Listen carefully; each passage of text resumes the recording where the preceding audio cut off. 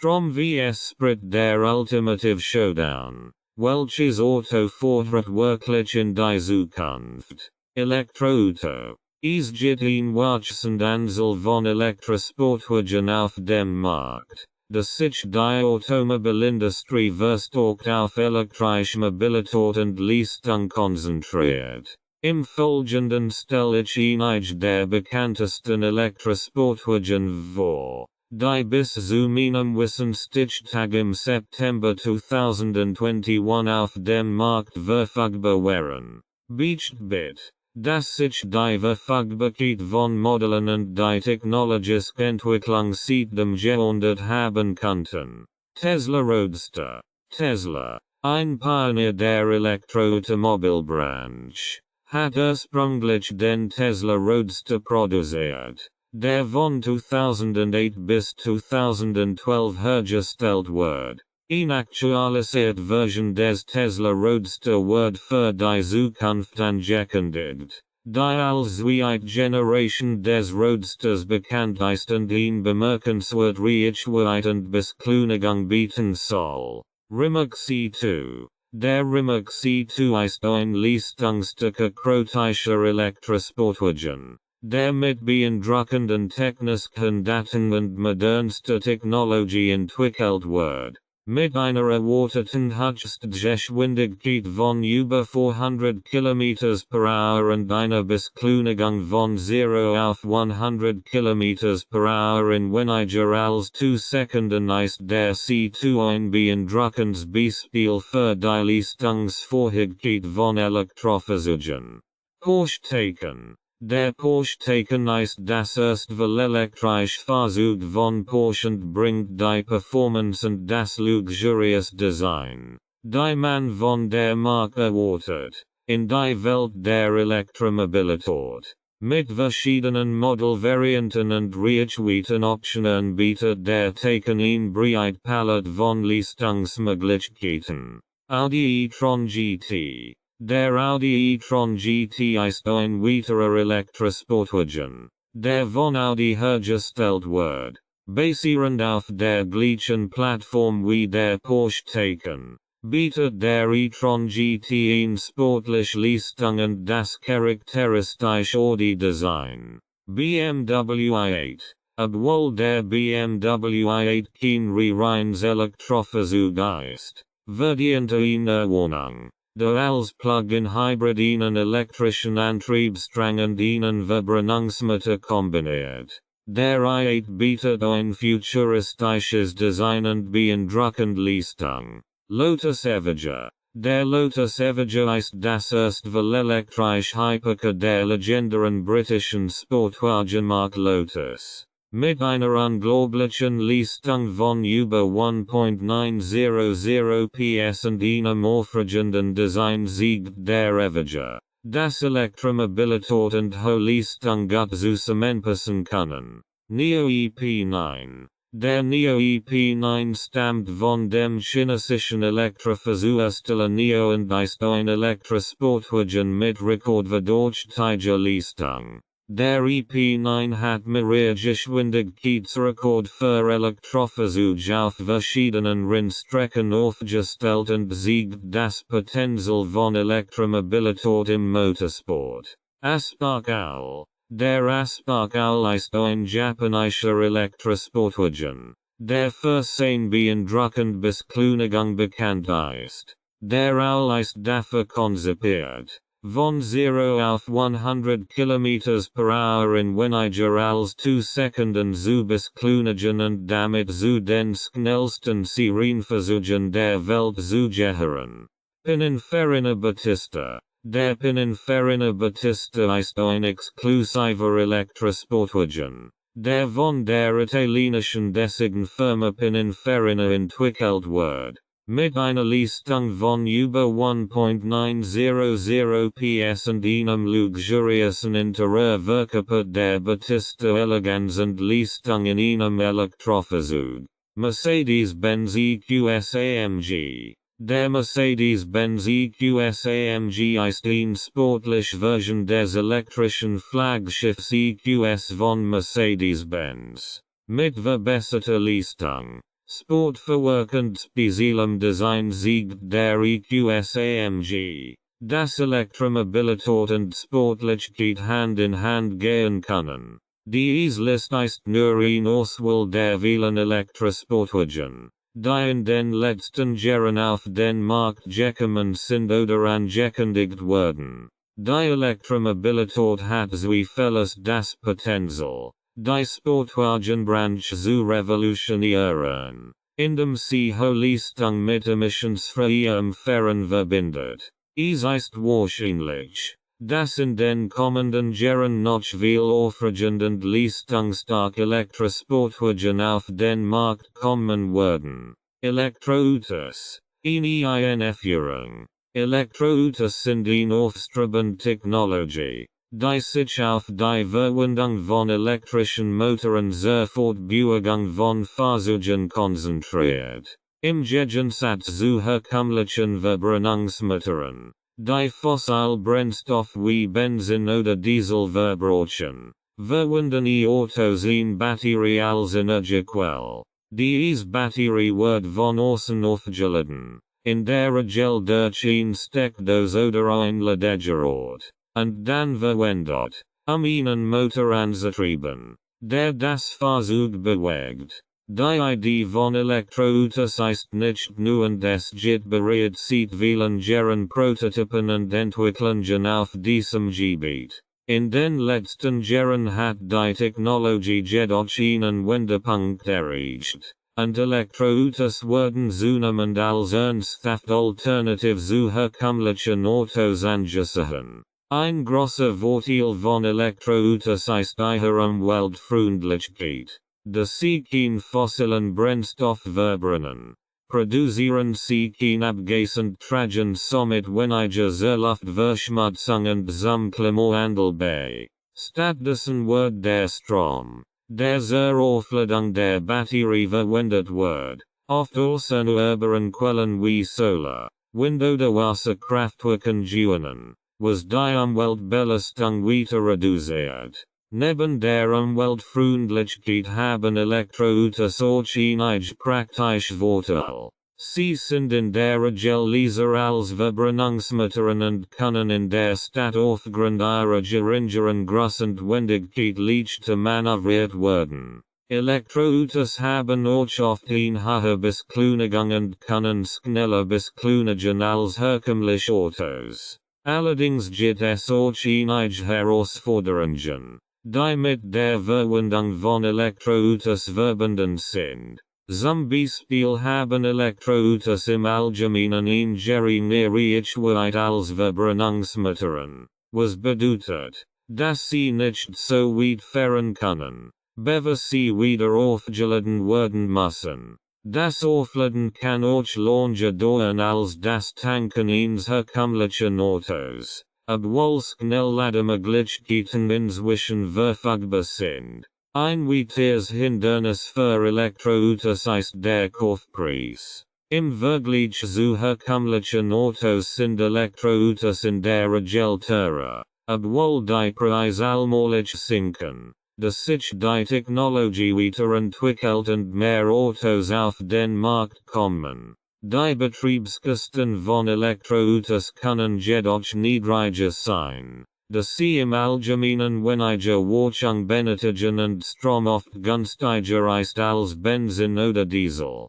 Eine weitere Herausforderung für Elektroautos ist die begrenzte Verfügbarkeit von Ladestationen. Obwohl das Laden zu Hause oder am Arbeitsplatz eine Option ist, gibt es immer noch nicht genug öffentliche Ladestationen, die Bedürfnisse aller Elektroautobesitzer zu erfüllen. Dies kann dazu führen, dass Fahrer sich Sorgen machen, dass sie unterwegs keine Lademöglichkeiten haben, insbesondere auf längeren Reisen. Wie funktionieren Elektroautos? Elektroautos sind eine relativ neue Technologie auf dem Markt für Personenkraftwagen und haben in den letzten Jahren zunehmenden Bedeutung gewonnen.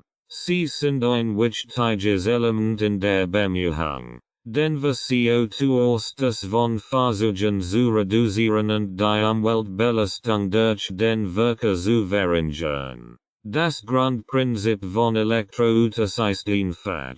Sie verwenden elektrische Energie, die in einer Batterie gespeichert wird, einen Elektrometer anzutrieben, der die Rotor des Autos antreibt. Im Gegensatz dazu verwendet ein herkömmliches Auto einen Verbrennungsmotor, mechanische Energie zu erzeugen, die das Auto antreibt. Der Verbrennungsmotor nutzt dabei Fossilbrennstoff wie Benzin oder Diesel, die verbrannt werden, die notwendige Energie zu erzeugen. Der Elektrometer eines Elektroautos besteht aus einer Stator und einer Rotorteileinheit. Der Stator ist das festste Teil des Motors und besteht aus einer Reihe von Kapferspulen, die ihnen Senker und gewickelt sind. Der Rotor hingegen ist das bewegliche Teil des Motors und besteht aus einem Magneten, der auf einer Welle montiert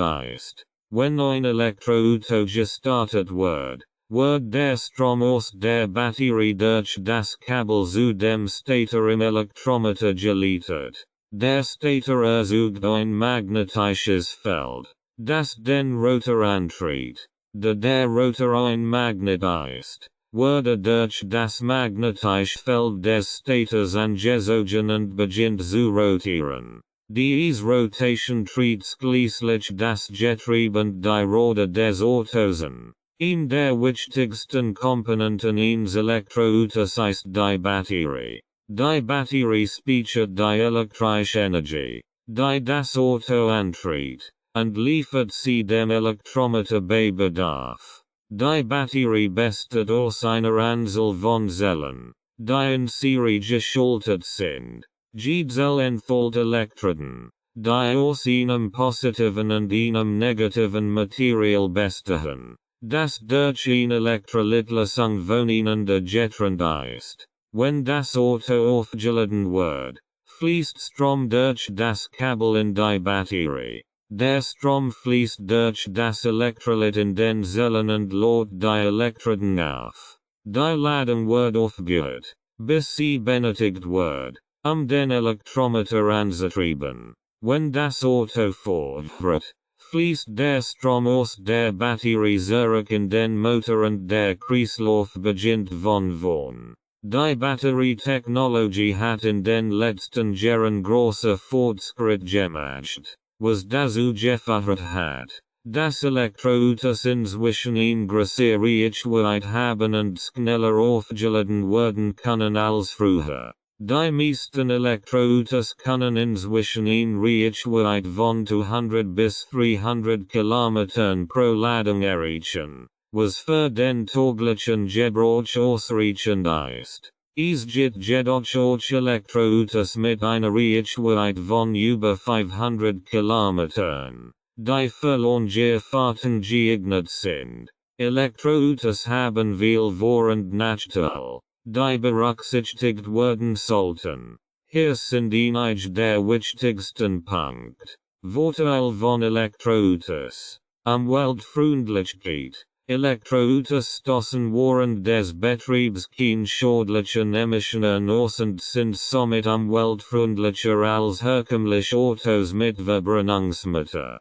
Kostenersparnis. Elektroautos können im Betrieb günstiger sein als Benziner oder Dieselautos, da sie weniger Wartung benötigen und der Strompreis oft niedriger ist als der Preis für Benzin oder Diesel. Leaserbetrieb. Elektroautos sind in der Regel viel leiser als Autos mit Verbrennungsmotor, was sie angenehmer zu fahren macht. Förderungen. In vielen Ländern gibt es derzeit staatliche Förderungen für den Kauf von Elektroautos, die Anschaffungskosten senken können. Regenerative Bremsen. Elektroautos verfügen oft über Regenerative Bremsen, die Energiebeam-Bremsen zurückgewinnen und so die Reichweite des Autos erhöhen können.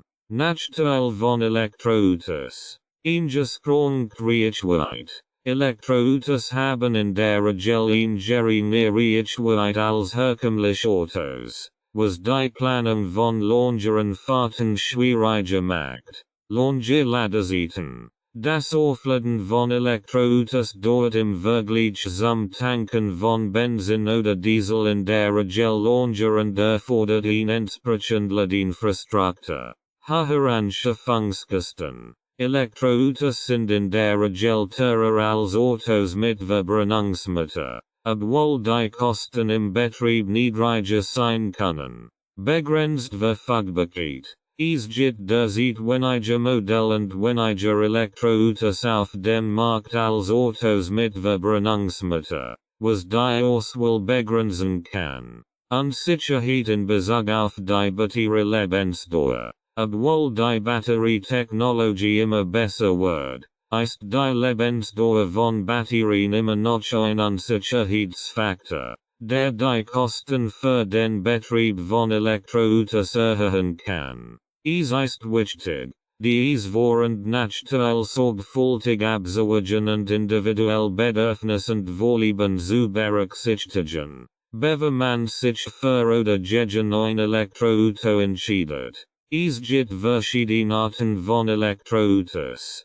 die sich in der Art ihrer Antriebstechnologie und Einsatzgebiet unterscheiden. Hier sind die wichtigsten Arten von Elektroautos. Batterieelektrisch Fahrzeug. BEV. BEVs werden ausschließlich von einer Batterie angetrieben und haben keinen Verbrennungsmotor. Die Batterie muss regelmäßig aufgeladen werden, das Auto zu betreiben. BEVs haben in der Regel eine begrenzte Reichweite, sind jedoch sehr umweltfreundlich und benötigen weniger Wartung als Autos mit Verbrennungsmotor. Plug-in-Hybrid-Fahrzeug. FEV. FEVs haben sowohl einen Elektromotor als auch einen Verbrennungsmotor, der entweder Benzin oder Diesel nutzt. Der Elektromotor wird von einer Batterie gespeist, die regelmäßig aufgeladen werden muss, während der Verbrennungsmotor bei Bedarf eingeschaltet wird. FEVs haben eine lange Reichweite als rein Elektrofahrzeug, können jedoch je nach Einsatzprofil und Ladeverhalten nicht immer die optimale Umweltbilanz aufweisen. Range Extender Elektrofahrzeug. REV. REVs haben auch einen Elektromotor und eine Batterie, jedoch wird ein klein Benzin oder Dieselmaschine verwendet, die Batterie während der Fahrt aufzuladen. Die Maschine dient also nur dazu, die Reichweite des Autos zu vergrößern und nicht als primärer Antrieb. Brennstoffzellenfahrzeug. FCEV. FCEVs nutzen Wasserstoff, Strom zu erzeugen und das Auto anzutrieben. FCEVs haben keine Batterien und produzieren während der Fahrt nur Wasserdampf. FCEVs haben eine hohe Reichweite und sind sehr umweltfreundlich. Jedoch ist die Verfügbarkeit von Wasserstofftankstellen derzeit noch sehr begrenzt. Jede Art von Elektroauto hat ihre eigenen Vor- und Nachteile, je nach Anforderungen und Vorlieben des Nutzers. Das Laden von Elektroautos erfolgt durch das Anschließen des Autos an eine Ladestation oder Steckdose, die Batterie wieder aufzuladen. Hier sind die grundlegenden Schritte, die beim Laden von Elektroautos zu beachten sind. Überprüfen Sie den Ladestand der Batterie, bevor Sie das Elektroauto laden. Sollten Sie den Ladestand der Batterie überprüfen. Die meisten Elektroautos haben ein Display im Cockpit, das den aktuellen Ladestand anzeigt. Wollen Sie die passende Ladeinfrastruktur? Je nach Art des Elektroautos und des Ladestandards gibt es verschiedene Arten von Ladestationen und Steckern, die verwendet werden können. Es gibt öffentliche Ladestationen und Straßenranden, Parkplätzen oder Raststätten sowie private Ladestationen, die zu Haus oder am Arbeitsplatz installiert werden können. Je nachdem, welche Typ der Ladinfrastruktur zur Verfügung steht, müssen entsprechend Kabel und Adapter mitgefahren werden. Schließen Sie das Elektroauto an, das Elektroauto zu laden. Schließen Sie das Kabel der Ladestation an das Auto an. Die meisten Elektroautos haben ein Ladebadges, die entweder am vorderen oder hinteren Ende des Autos platziert ist. Einige Ladestationen bieten die Möglichkeit, das Kabel per App oder RFID-Card zu aktivieren. Warten Sie, bis das Elektroauto aufgeladen ist. Die Ladedauer hängt von verschiedenen Faktoren ab, wie ZB, der Kapazität der Batterie, der Art der Ladestation und dem Ladezustand der Batterie. Es gibt verschiedene Arten von Ladestationen mit unterschiedlichen Leistungswerten, die Ladedauer verkürzen können. Die meisten öffentlichen Ladestationen verfügen über einen Anzeige, die den aktuellen Ladezustand des Autos anzeigt. Sobald das Auto vollständig aufgeladen ist,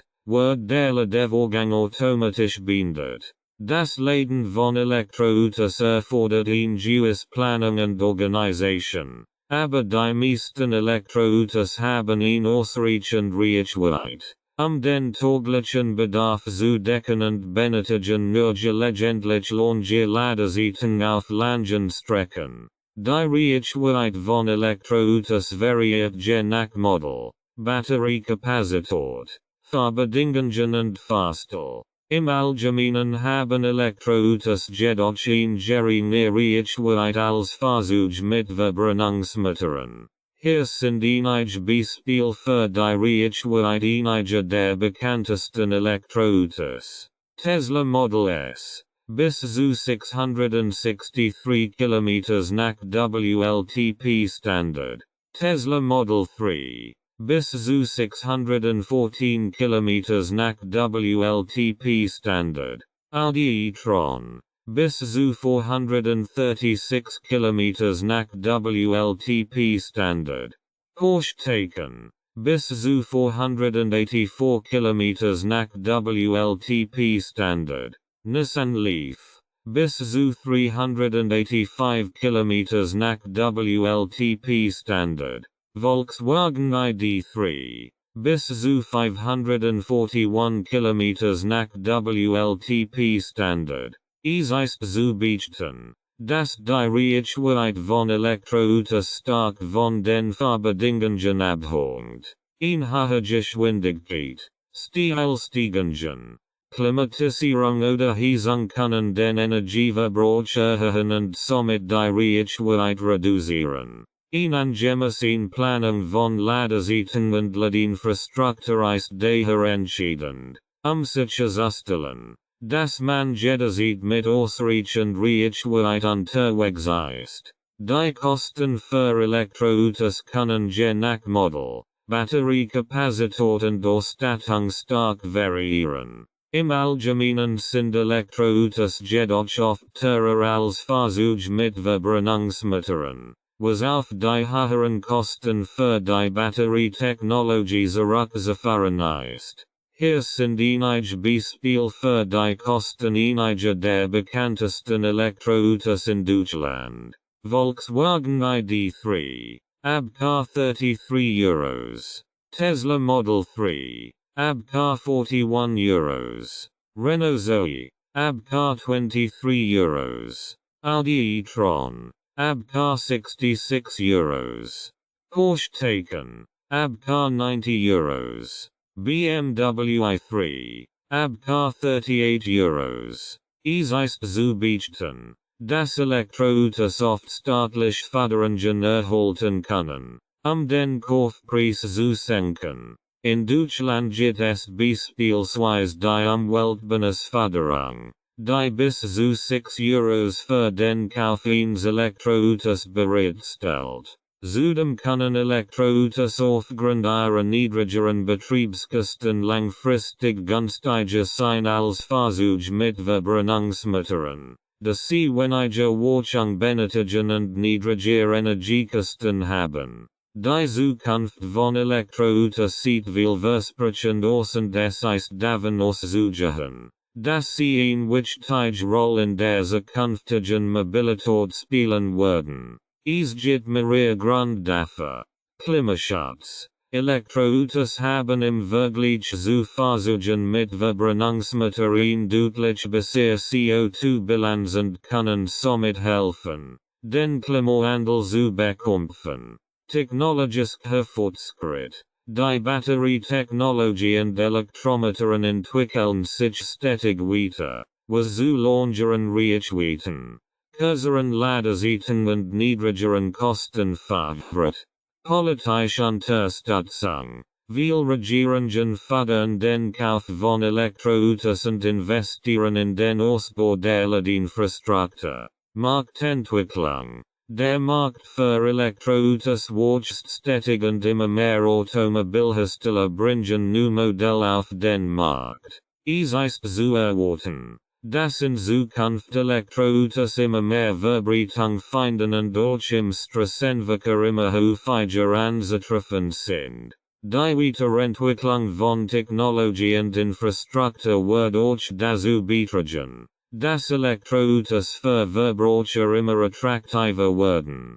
Verbrennungsmotors. Autos. Verbrennungsmotorautos sind Fahrzeuge, die von einem Verbrennungsmotor angetrieben werden. Der Benzin oder Diesel als Treibstoff verwendet. Der Verbrennungsmotor erzeugt Energie, indem ein Mischung aus Luft und Brennstoff in einem Brennraum sendet. Diese Energie wird dann über das Getrieb und die Antriebswelle auf die Räder übertragen, das Fahrzeug in Bewegung zu setzen. Verbrennungsmotorautos sind seit vielen Jahrzehnten die am weitesten verbreitete Art von Fahrzeugen und haben viele verschiedene Größen, Formen und Funktionen, von kleinen Stadtautos bis hin zu großen Lastwagen.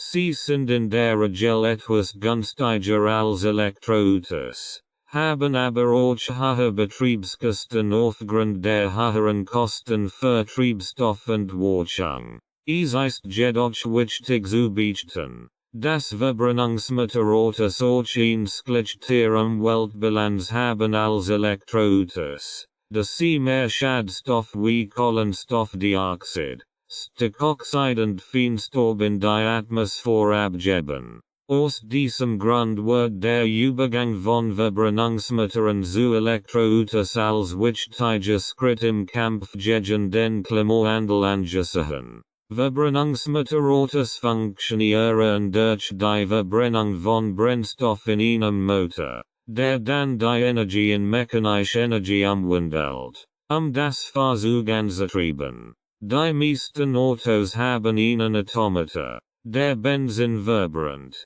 oder einen Dieselmotor, der Diesel verbrennt. Die Funktionsweise eines Automotors ist wie erfolgt. Der Kraftstoff und die Luft werden im Motor gemischt, wobei die Kraftstoffmenge durch einen Vergaser oder eine Kraftstoffinspritzung gesteuert wird.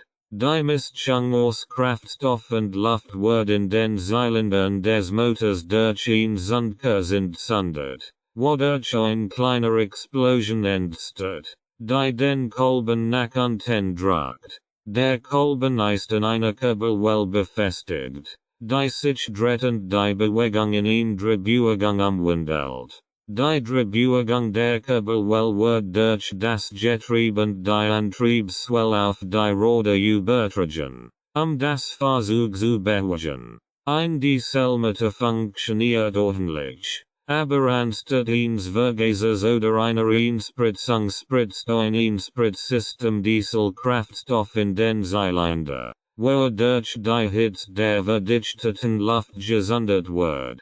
Während Verbrennungsmotorautos weit verbreitet sind, haben sie auch eine schlechtere Umweltbilanz als Elektroautos, da sie mehr Schadstoff wie Kohlenstoffdioxid, Stickoxid und Feinstaub in die Atmosphäre abgeben. Aus diesem Grund werden Elektroautos als eine nachhaltige Alternative betrachtet.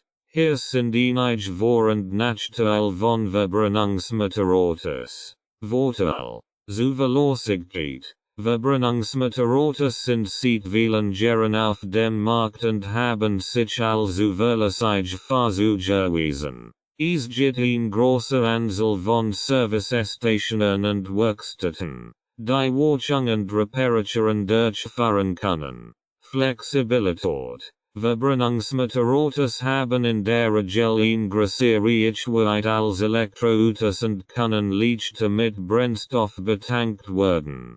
Schnellaufladung. Verbrennungsmotorautos können in wenigen Minuten betankt werden und sind sofort wieder einsatzbereit. Nachteil. Umweltbelastung. Verbrennungsmotorautos stoßen große Mengen an Schadstoffen wie Kohlenstoffdioxid, Stickoxiden und Feinstaub aus. Diese Umweltverschmutzung beitragen und den Klimawandel beschleunigen.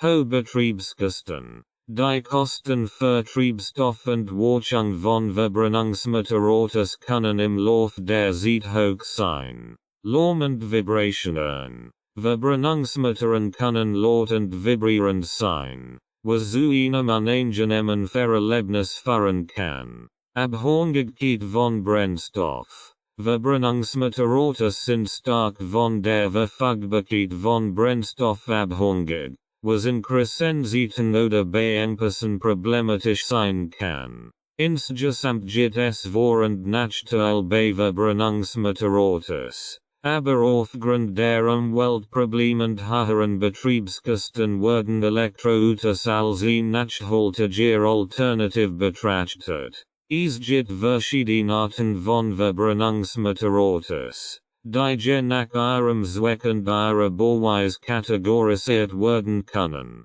Hier sind einige der gängigen Arten. Limousine. Eine Limousine ist eine Karosserieform für PKW, die normalerweise eine geschlossene Passagierkabine und einen separaten Kofferraum hat. Limousinen sind oft mit einem Automotor oder Dieselmotor ausgestattet und werden für den täglichen Gebrauch sowie für Geschäftsreisen verwendet.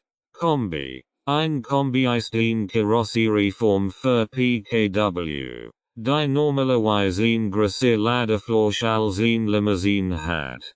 Kombis sind oft mit einem Automotor oder Dieselmotor ausgestattet und werden für den Transport von Personen und Gepäck verwendet. Sportwagen. Ein Sportwagen ist ein schnelles und leistungsstarkes Auto mit einer aerodynamischen Karosserie, das oft für Rennen und Freizeitfahrten verwendet wird. Sportwagen können sowohl mit Automotor als auch mit Dieselmotor ausgestattet sein. Geländewagen. Ein Geländewagen oder SUV, Sport Utility Vehicle, ist ein Auto mit Allradantrieb und höherer Bedienfreiheit, das für den Einsatz auf unebenem Terrain konzipiert ist. Geländewagen können sowohl mit Automotor als auch mit Dieselmotor ausgestattet sein. Kleinwagen. Ein Kleinwagen ist ein kleines und wendiges Auto, das in der Regel mit einem kleinen Automotor oder Dieselmotor ausgestattet ist. Kleinwagen sind oft preisgünstig und eignen sich gut für den Stadtverkehr. Es gibt noch viele weitere Arten von Verbrennungsmotorautos, wie zum Beispiel Cabrios, Coupés, Vans und Pickups, die jeweils ihre eigenen Merkmale und Verwendungszweck haben. Verbrennungsmotorautos können mit verschiedenen Arten von Treibstoffen betrieben werden, wobei die gängigsten Treibstoff Benzin und Diesel sind. Hier sind einige der Arten von Treibstoffen, die in Verbrennungsmotorautos verwendet werden können. Benzin. Benzin ist ein fossiler Brennstoff, der aus Rohöl gewonnen wird.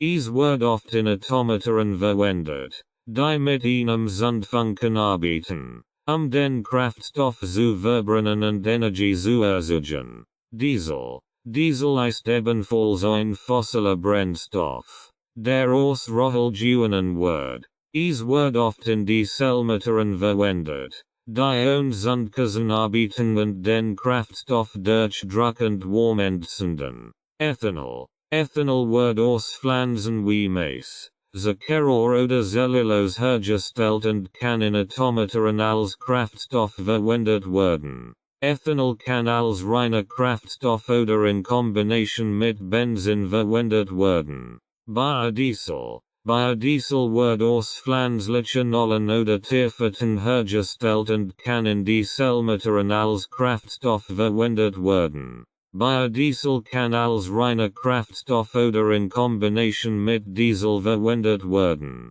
Flüssiges. LPG. Flüssiges wird als Alternative zu Benzin oder Diesel verwendet und ist eine Mischung aus Propan und Buten.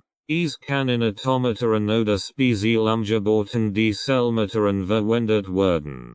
Ergus. CNG. Ergus ist ein weiter Alternative zu Benzin oder Diesel und besteht aus Methan. Es kann in Spezialumgebauten Automatoren oder Dieselmotoren verwendet werden. Es gibt auch an der Alternative Treibstoff wie Wasserstoff und elektrischen Strom. Die in Brennstoff Zellenversuchen und Elektroautos als Energiequelle dienen können. Verbrennungsmotoren stoßen während des Betriebs verschiedene Arten von Emissionen aus. Zu den wichtigsten gehören Kohlenstoffdioxid, CO2. Dieses Gas entsteht bei der Verbrennung von Kraftstoff im Motor und ist ein wichtiger Treibhausgas, das zum Klimawandel beiträgt. Stickoxide, NOx. Diese Verbindungen entstehen aus Stickstoff und Sauerstoff in der Luft bei hohen Temperaturen und Drucken im Motor.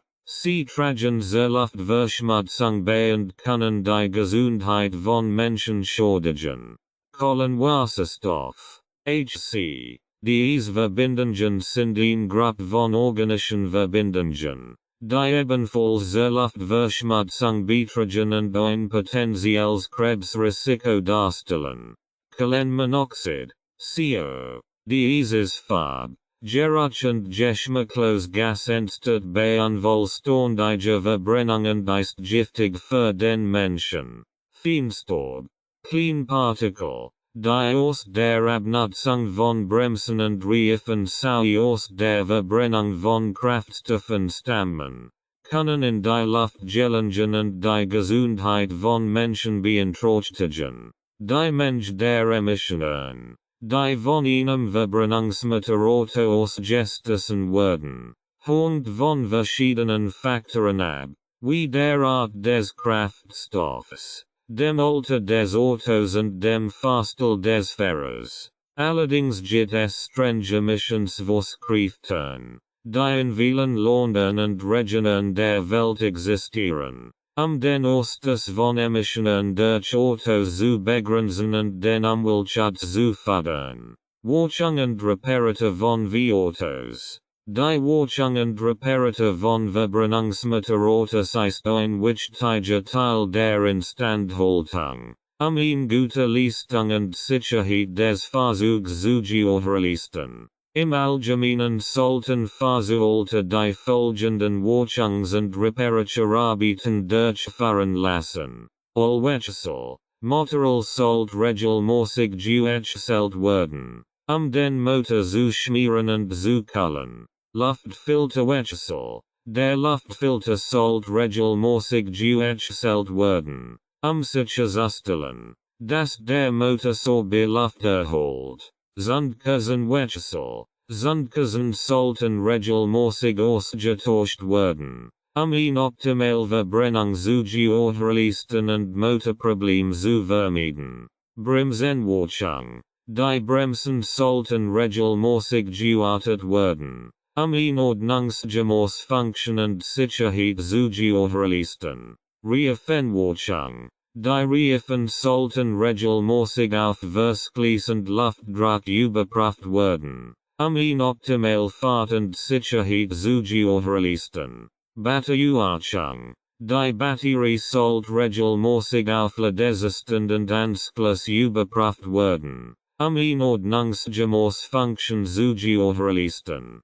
Bei Reparaturen sollten Fahrzeughalter ihnen qualificierten Mechaniker aufsitzen, die Reparatur durchzuführen.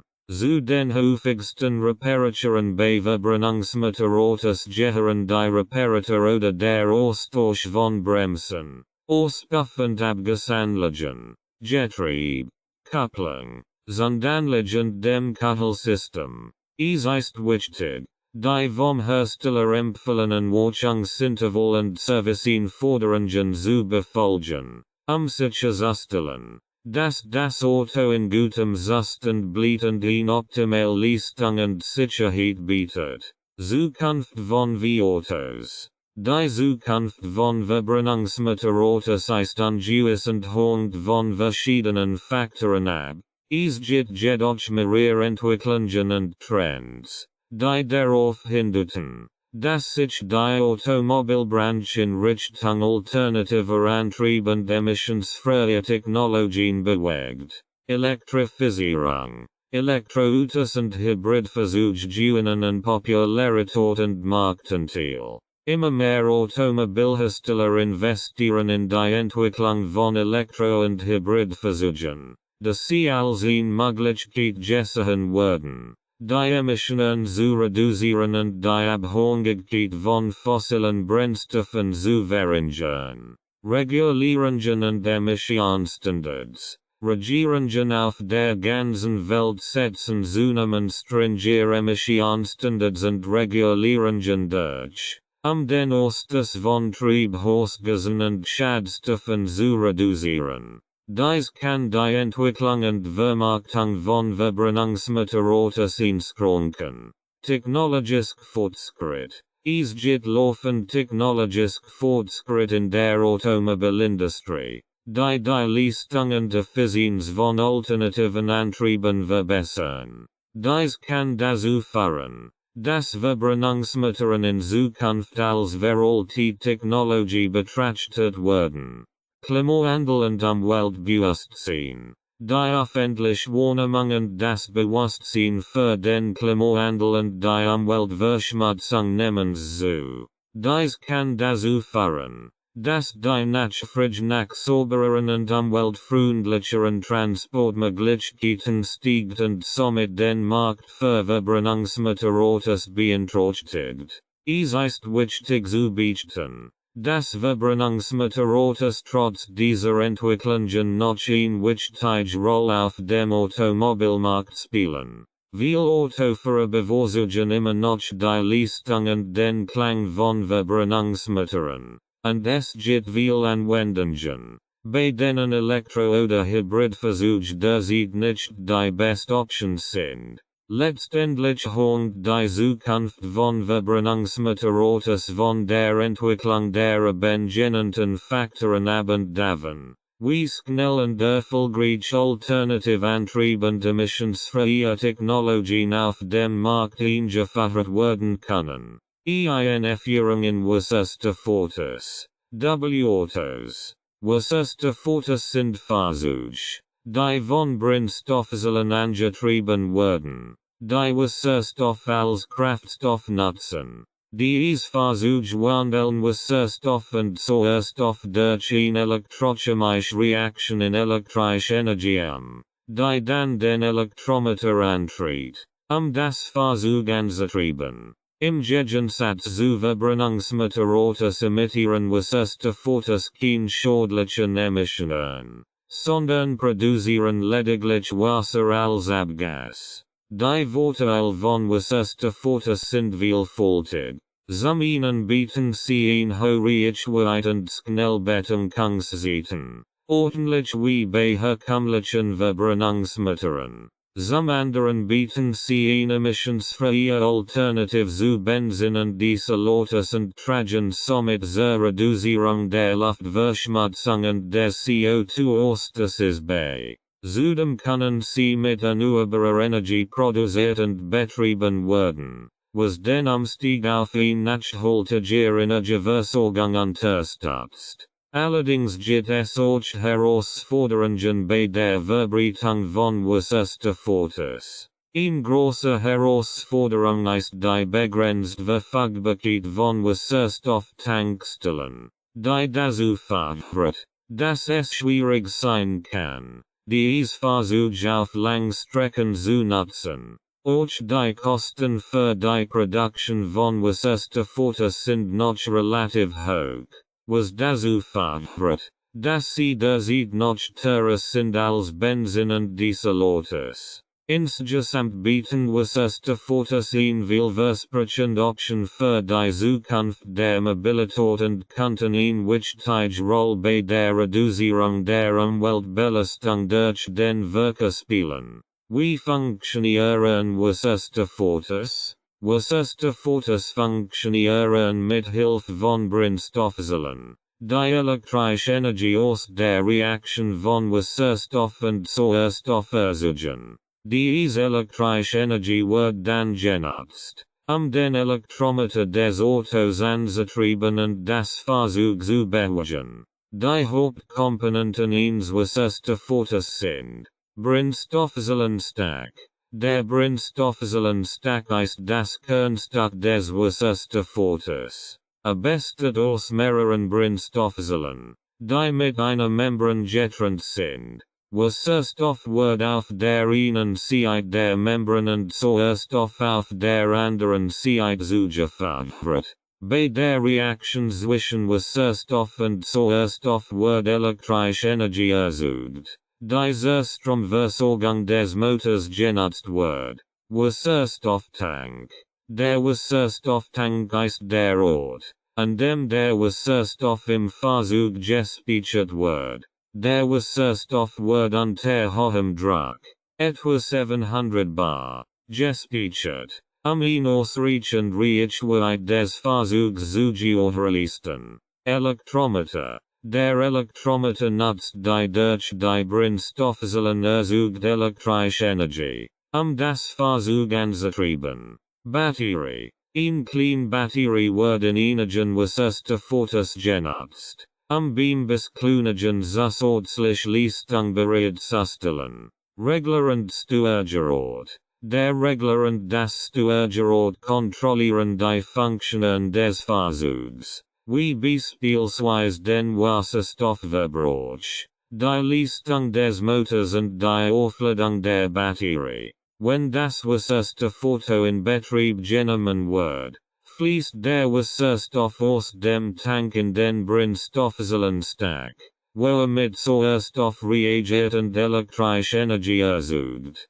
Diese elektrische Energie wird dann an den Elektromotor weitergeleitet, der das Fahrzeug antritt. Das Einsichtschabgas, das von Wasserstoffautos produziert wird, ist Wasser, was sie zu einer sauberen und umweltfreundlichen Alternative zu herkömmlichen Benzin oder Dieselautos macht. Vorteil von Wasserstoffautos. Umweltfreundlich. Wasserstoffautos produzieren während der Fahrt kein CO2 und stoßen nur Wasser aus, was sie zu einer sehr umweltfreundlichen Alternative zu Benzin oder Dieselautos macht.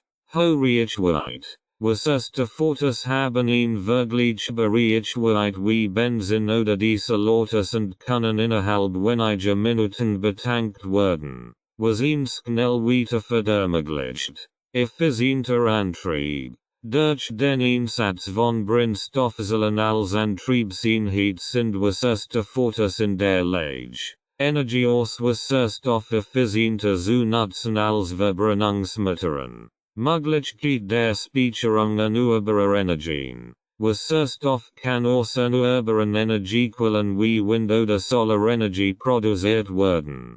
Dadurch können Wasserstoffautos helfen, erneuerbare Energien zu nutzen und den Kohlenstoffverbrauch der Transportindustrie zu reduzieren. Nachteil von Wasserstoffautos. Infrastrukturproblem. Die Infrastruktur für Wasserstofftankstellen ist in vielen Regionen noch sehr begrenzt und kann die Nutzung von Wasserstoffautos einschränken.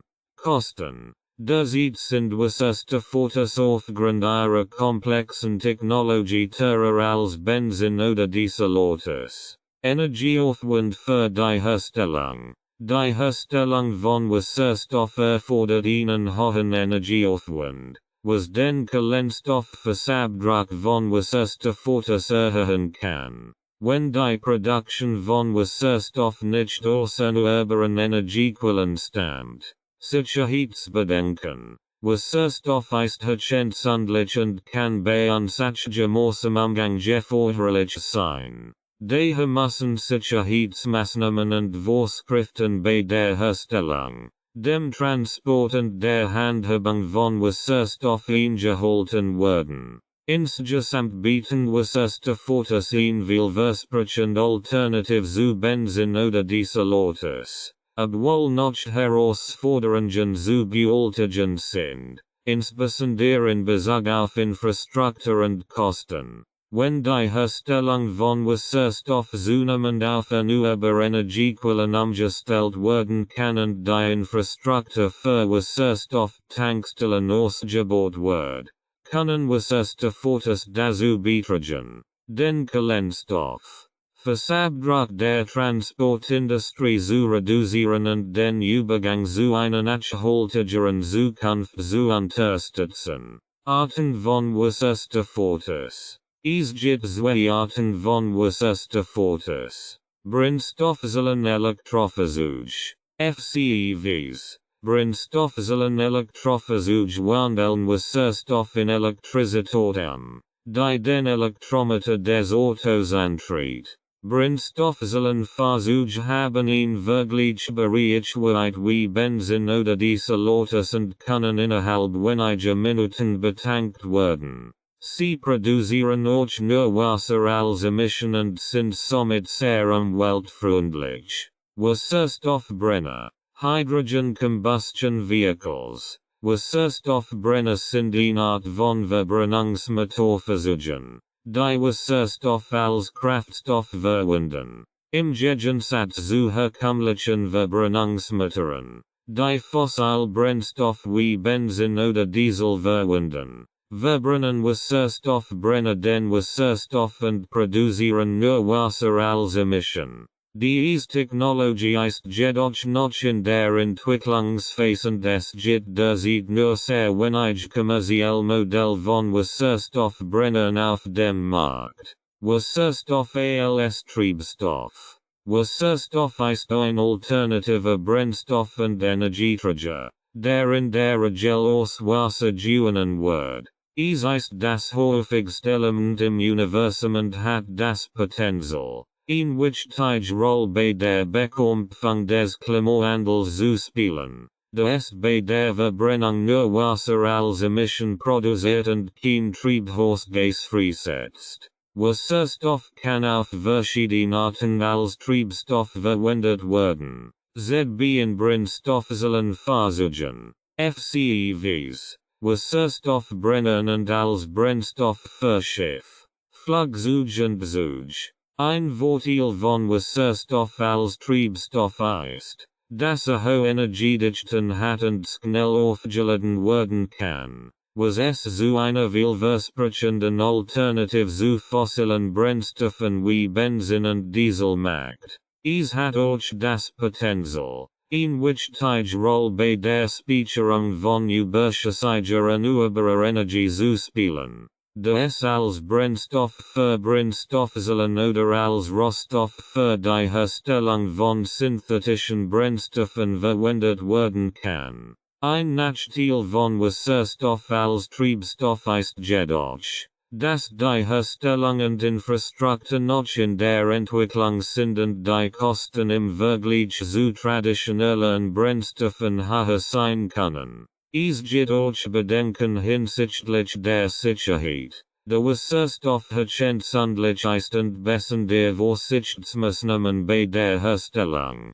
dem Transport und der Handhabung erforderlich sind. Insgesamt hat Wasserstoff als Treibstoff das Potenzial, eine wichtige Rolle bei der Bekämpfung des Klimawandels und der Umstellung auf eine nachhaltige Energieversorgung zu spielen. Wenn die Herausforderungen bei der Herstellung und Infrastruktur gelöst werden können, Emissionen von Wasserstoffautos. Wasserstoffautos sind in Vielversprechend alternativ zu herkömmlichen Fahrzeugen mit Verbrennungsmotor, da sie im Betrieb keine Emissionen von Treibhausgasen und anderen Schadstoffen produzieren. Bei der Verbrennung von Wasserstoff entsteht lediglich Wasserdampf als Abgas. Dies macht Wasserstoffautos zu einer sehr umweltfreundlichen Option im Vergleich zu herkömmlichen Fahrzeugen. Es gibt jedoch Emissionen,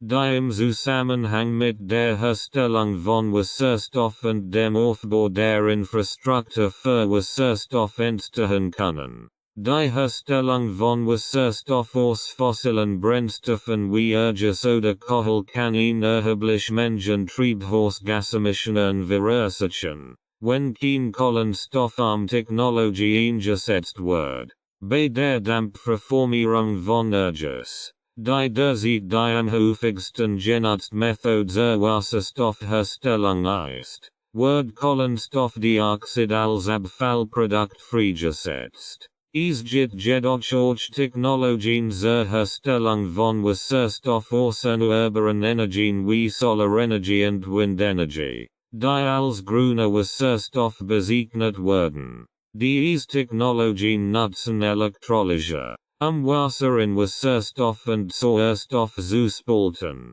wobei der benötigte Strom aus erneuerbaren Energiequellen stammt. Grüner Wasserstoff hat das Potenzial, die Umweltbilanz von Wasserstoffautos erheblich zu verbessern, da die Herstellung ohne Emissionen von Treibhausgasen erfolgt. Ein weiterer Faktor, der die Umweltbilanz von Wasserstoffautos beeinflusst, ist die Art der Stromversorgung. Dieser Zugang des benötigten Stroms für die Elektrolyse genutzt wird. Wenn der Strom aus erneuerbaren Energiequellen stammt, sind die Emissionen insgesamt sehr gering. Wenn der Strom jedoch aus fossilen Brennstoffen stammt, können die Emissionen der Herstellung von Wasserstoff erheblich höher sein. Der Transport und die Lagerung von Wasserstoff erfordern auch Energie, die aus fossilen Brennstoffen gewonnen werden kann. Es gibt jedoch Technologien zur Herstellung von Wasserstoff an Ort und Stelle, die Lösung für dieses Problem bieten können. Ein Beispiel dafür sind Brennstoffzellen, die Wasserstoff aus einer chemischen Reaktion mit Sauerstoff in der Luft direkt im Fahrzeug erzeugen können. Es gibt auch Bedenken hinsichtlich der Sicherheit von Wasserstoff als Treibstoff. Da es entzündlich ist. Es gibt jedoch strenge Vorschriften für den sicheren Umgang mit Wasserstoff, und es werden umfangreich Tests und Untersuchungen durchgeführt, sicherzustellen, dass Wasserstofffahrzeuge sicher sind. Insgesamt haben Wasserstoffautos das Potenzial, in wichtige Rolle bei der Bekämpfung des Klimawandels und der Umstellung auf eine nachhaltige Energieversorgung zu spielen. Wenn die Herausforderungen bei der Herstellung und Infrastruktur gelöst werden können, grüner Wasserstoff, der aus erneuerbaren Energiequellen hergestellt wird, bietet eine sehr umweltfreundliche Option für Wasserstoffautos. Emissionen von Wasserstoffautos. Wasserstoffautos gelten als ein sauberer Alternativ zu konventionellen Fahrzeugen, da sie im Betrieb kein Treibhausgas oder Luftverschmutzung ausstoßen. Bei der Verbrennung von Wasserstoff im Brennstoffzellenversuch wird nur Wasserdampf abgegeben, was bedeutet, dass es im Betrieb kein direkten Emissionen gibt. Allerdings gibt es noch andere Faktoren, die Emissionen von Wasserstoffautos beeinflussen können. Die Produktion von Wasserstoff, der in Brennstoffzellenversuchen verwendet wird, kann verschiedene Emissionsquellen aufweisen, abhängig von der Methode, mit der Wasserstoff produziert wird. Die am häufigsten genutzte Methode zur Herstellung von Wasserstoff ist die Dampfverformung von Erdgas. die insignificant Mengen Kohlenstoffdioxid emittiert. Wenn jedoch grüne Wasserstoff außenurbaren Energiequellen wie Solarenergie oder Windenergie hergestellt wird, gibt es praktisch keine Emissionen. Dies liegt daran, dass die Elektrolyse, die Zerspaltung von Wasser in Wasserstoff und Sauerstoff verwendet wird, ausschließlich mit Strom außenurbaren Energiequellen betrieben wird. Ein weiterer wichtiger Faktor ist die Art der Stromversorgung. Dieser Zugang des benötigten Stroms für die Elektrolyse genutzt wird. Wenn der Strom außenurbaren Energiequellen stammt, sind die Emissionen insgesamt sehr gering. Wenn der Strom jedoch aus fossilen Brennstoffen stammt, können die Emissionen der Herstellung von Wasserstoff erheblich höher sein. Es gibt auch Emissionen im Zusammenhang mit der Infrastruktur von Wasserstoffautos, wie z.B. der Transport und die Lagerung von Wasserstoff. Die Emissionen aus dem Transport hängen von der Art des Transportmittels ab, das verwendet wird, den Wasserstoff zu transportieren, sowie von der Entfernung zwischen der Produktionsstätte und dem Endnutzer. Es gibt jedoch Technologien zur Herstellung von Wasserstoff an Ort und Stelle, die Lösung für dieses Problem bieten können. Ein weiterer wichtiger Faktor ist die Herstellung der Brennstoffzellen, die in Wasserstoffautos verwendet werden. Brennstoffzellen bestehen aus Materialien, die auf verschiedene Weise hergestellt werden können, einschließlich der Verwendung von energieintensiven Prozessen, die hohe Emissionen verursachen können. Es gibt jedoch Fortschritt in der Entwicklung von Brennstoffzellen, die wenige Materialien benötigen und eine geringe Herstellungsbelastung aufweisen. Zusammenfassend lässt sich sagen, dass die Emissionen von Wasserstoffautos stark von der Art der Wasserstoffherstellung und der Stromversorgung abhängen. Dieser Unterstützung der Elektrolyse verwendet wird. Grüner Wasserstoff, der außenurbaren Energiequellen hergestellt wird, bietet eine sehr umweltfreundliche Option für Wasserstoffautos. Allerdings müssen auch die Emissionen im Zusammenhang mit der Herstellung von Brennstoffzellen und der Infrastruktur für Wasserstoff berücksichtigt werden. Infrastruktur für Wasserstoffautos. Die Infrastruktur für Wasserstoffautos umfasst alles, was für die Herstellung, den Transport, die Speicherung und die Verteilung von Wasserstoff benötigt wird, Brennstoffzellenversuch, FCEVs, zu betreiben. Die Schaffung einer zuverlässigen und effizienten Wasserstoffinfrastruktur ist entscheidend für den Erfolg von FCEVs als Alternative zu konventionellen Fahrzeugen mit Verbrennungsmotoren. Die Infrastruktur für Wasserstoffautos beginnt bei der Herstellung von Wasserstoff. Es gibt verschiedene Möglichkeiten, Wasserstoff zu produzieren, darunter Elektrolyse, Dampfverformierung von Erges und Pyrolyse von Biomasse. Die am häufigsten verwendete Methode ist die Dampfverformierung von Erges, die jedoch erheblich Kohlenstoffemissionen verursacht. Es gibt jedoch Fortschritt bei der Entwicklung von Technologien zur Produktion von grünem Wasserstoff außenurbaren Energiequellen wie Wind oder Solarenergie. Grüner Wasserstoff ist klimaneutral und seine Produktion hat keine negativen Auswirkungen auf die Umwelt. Ein weiterer wichtiger Aspekt der Wasserstoffinfrastruktur ist der Transport und die Speicherung von Wasserstoff. Wasserstoff hat eine sehr geringe Energiedichte und ist daher schwierig zu transportieren und zu speichern. Derzeit wird Wasserstoff in Gasform oder in flüssiger Form transportiert und gelagert. In Gasform wird Wasserstoff in Druckbehältern oder in Form von Flüssigwasserstoff transportiert und gelagert. In flüssiger Form wird Wasserstoff unter sehr niedrigen Temperaturen von -253 degrees Celsius gelagert und transportiert. Die Lagerung und der Transport von Wasserstoff in Flüssigform erfordern spezielle Ausrüstung und sind aufwendiger als der Transport von Wasserstoff in Gasform.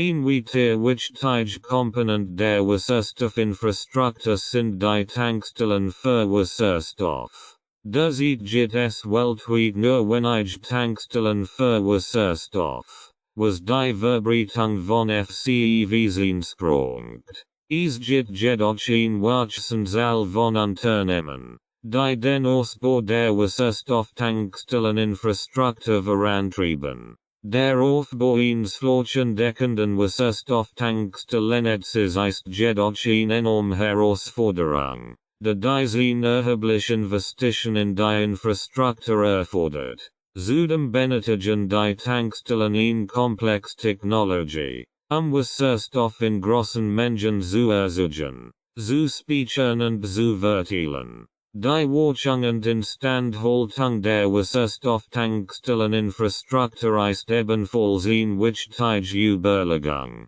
Die Tankstellen müssen regelmäßig gewartet werden, sicherzustellen, dass sie sicher und effizient arbeiten. Dies erfordert speziell geschultes Personal und spezielle Ausrüstung, Reparaturen durchzuführen und Probleme zu beheben.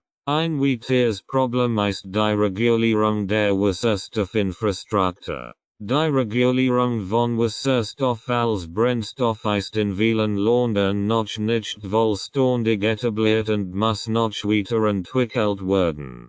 Kosten von Wasserstoffautos. Die Kosten von Wasserstoffautos setzen sich aus verschiedenen Komponenten zusammen, einschließlich der Kaufkosten, Betriebskosten, Wartungs- und Reparaturkosten sowie Infrastrukturkosten. Im Vergleich zu konventionellen Fahrzeugen mit Verbrennungsmotor und batterieelektrischen Fahrzeugen, BEVs, sind die Kosten für Wasserstoffautos derzeit höher. In diesem Artikel werden die verschiedenen Kostenkomponenten von Wasserstoffautos im Detail untersucht.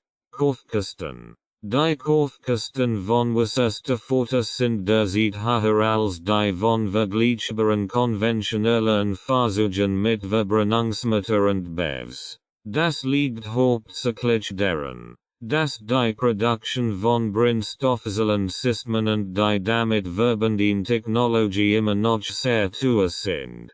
Die Kosten für ein Brennstoffzell und das zugehörige Wasserstoffsystem machen einen großen Teil des Gesamtpreises eines FCEVs aus. Derzeit gibt es nur wenige Modelle von Wasserstoffautos auf dem Markt, was die Auswahlmöglichkeiten für den Verbraucher einschränkt. Ein hoher Nachfrage nach FCEVs kann jedoch dazu beitragen, die Produktionskosten zu senken und den Preis zu senken. Betriebskosten. Die Betriebskosten von Wasserstoffautos sind ebenfalls höher als die von konventionellen Fahrzeugen mit Verbrennungsmotor und BEVs. Die Hauptkostenkomponent ist der Preis für den Wasserstoffbrennstoff. Der Preis für Wasserstoff variiert je nach Region und Verfügbarkeit. Derzeit ist der Preis für Wasserstoff in der Regel höher als der Preis für Benzin oder Diesel.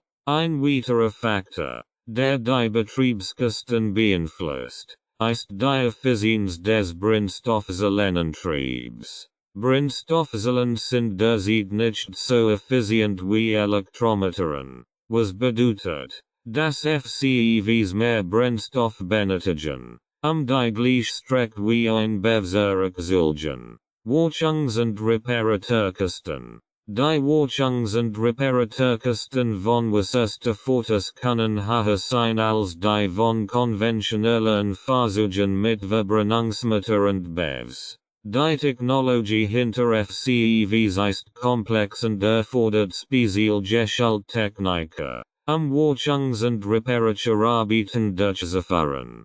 Die Kosten für Ersatzteil und Reparaturen können ebenfalls höher sein, da es sich Spezialteil handelt, die nicht so leicht verfügbar sind wie die für konventionell Fahrzeuge mit Verbrennungsmotor oder BEVs. Infrastrukturkosten.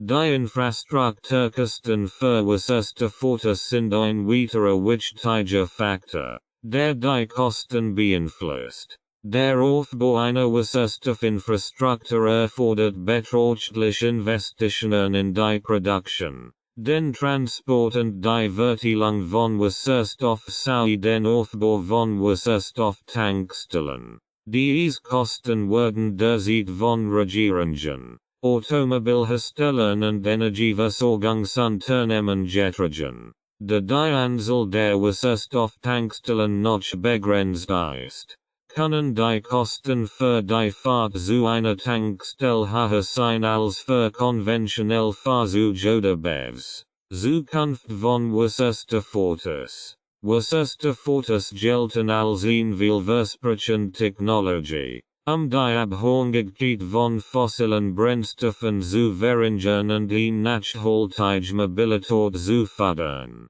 In diesem Artikel werden wir uns genauer mit der Zukunft von Wasserstoffautos beschäftigen. Die Zukunft von Wasserstoffautos hängt von verschiedenen Faktoren ab, darunter Technologieentwicklung, Infrastruktur, politische Rahmenbedingungen und Verbraucherakzeptanz. Ein wichtiger Faktor ist die Technologieentwicklung. Wasserstoffautos sind noch relativ neu auf dem Markt, und es gibt noch Raum für Verbesserungen und Innovationen.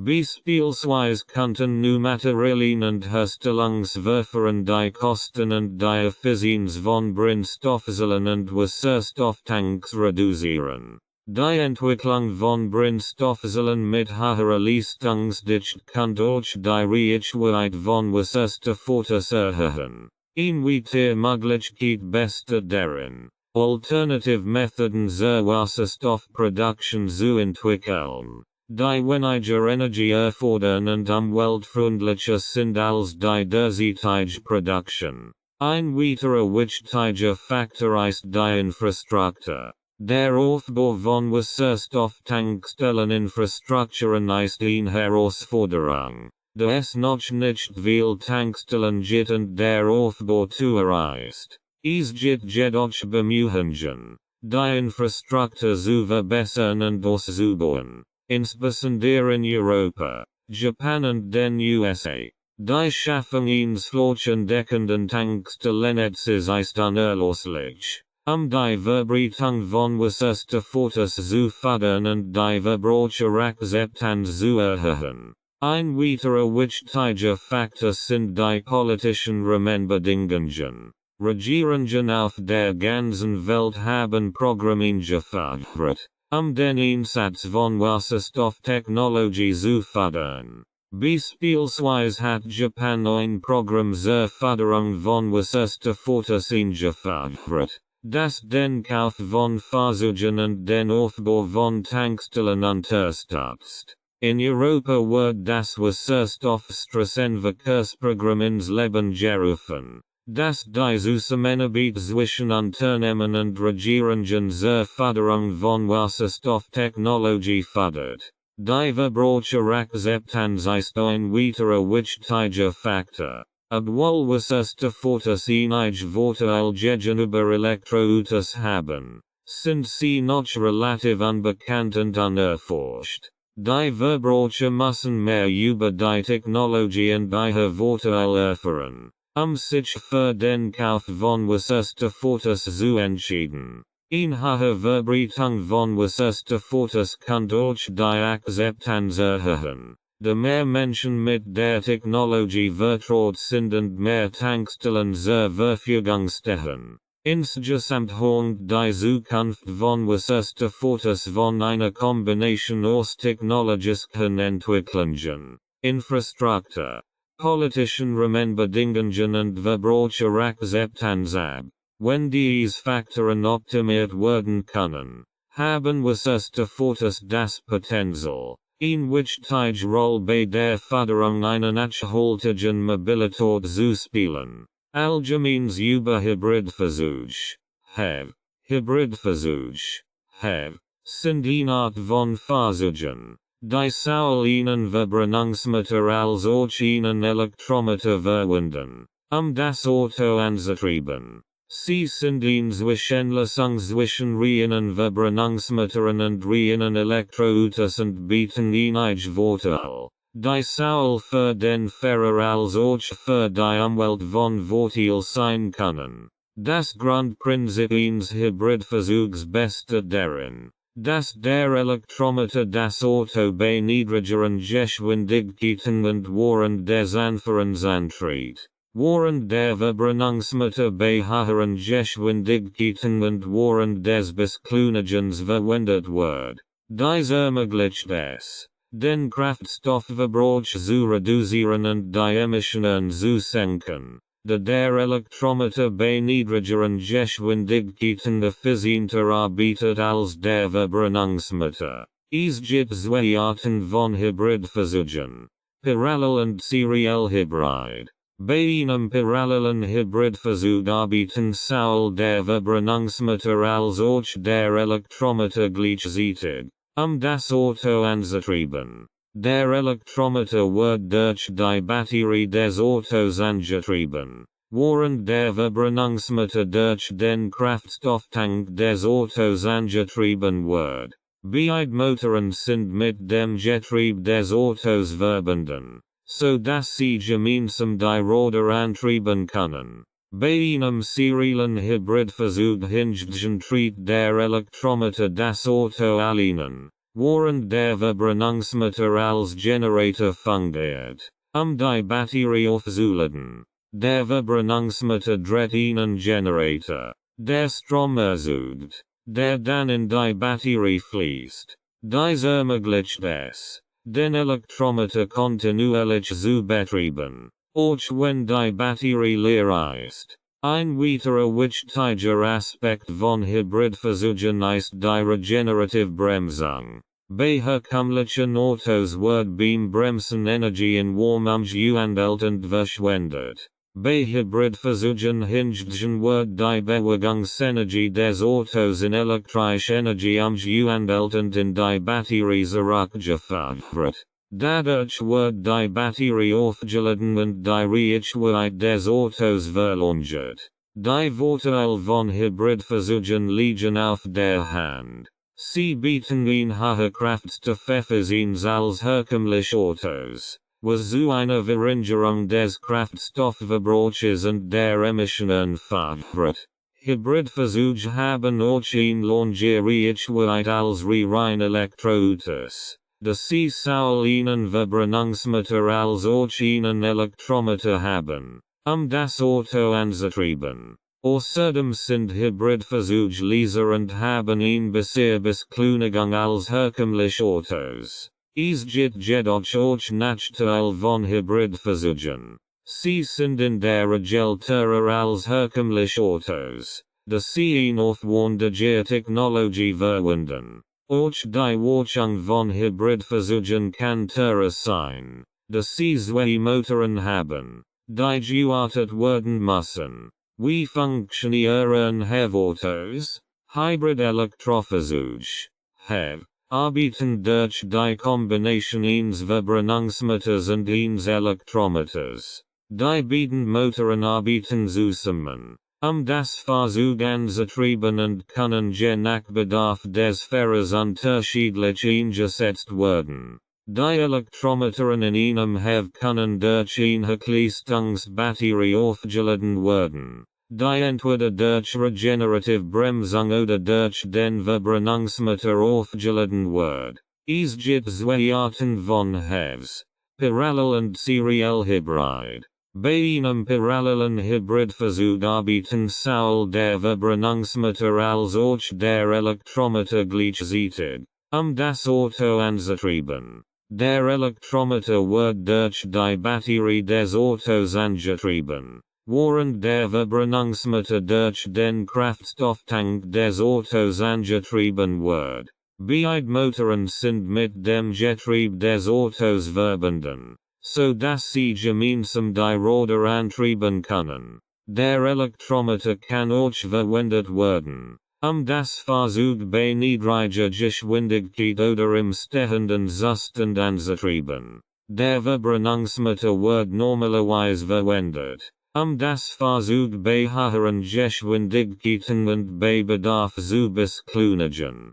Bei einem seriellen Hybridversuch tritt der Elektrometer das Auto allein, während der Verbrennungsmeter als Generator fungiert, die Batterie aufzuladen. Der Verbrennungsmeter dreht einen Generator, der Strom erzeugt, der dann in die Batterie fließt. Dies ermöglicht es, den Elektrometer kontinuierlich zu betreiben, auch wenn die Batterie leer ist.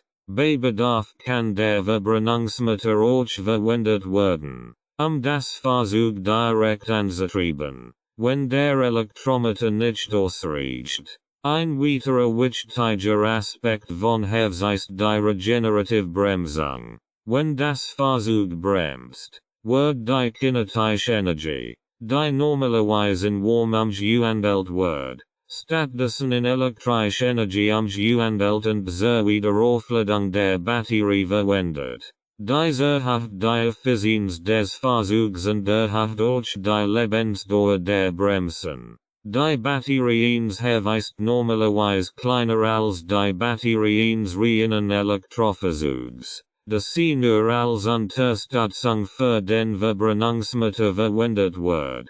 Die Batterien in Hevs sind normalerweise in der Lage, in Reichweite von einigen Kilometern zu liefern und können schnell aufgeladen werden. Das bedeutet, dass der Verbrennungsmeter immer noch eine wichtige Rolle bei der Versorgung des Fahrzeugs mit Energie spielt und dafür sorgt, dass das Auto auch bei längeren Fahrten ausreichend Leistung hat. Insgesamt sind Hevs eine Art von Fahrzeug, die Vorteile von Verbrennungsmetern und Elektrometern miteinander verbinden. Sie bieten eine hohe Kraftstoffeffizienz als herkömmliche Autos und reduzieren die Emissionen von Schadstoffen in die Umwelt. Sie haben auch eine lange Reichweite als rein Elektrofahrzeuge und bieten eine hohe Leistung bei Bedarf.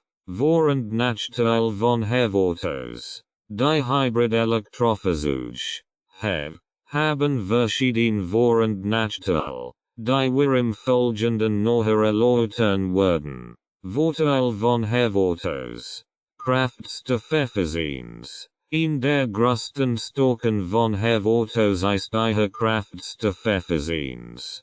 Sie soll einen Verbrennungsmeter als auch einen Elektrometer haben.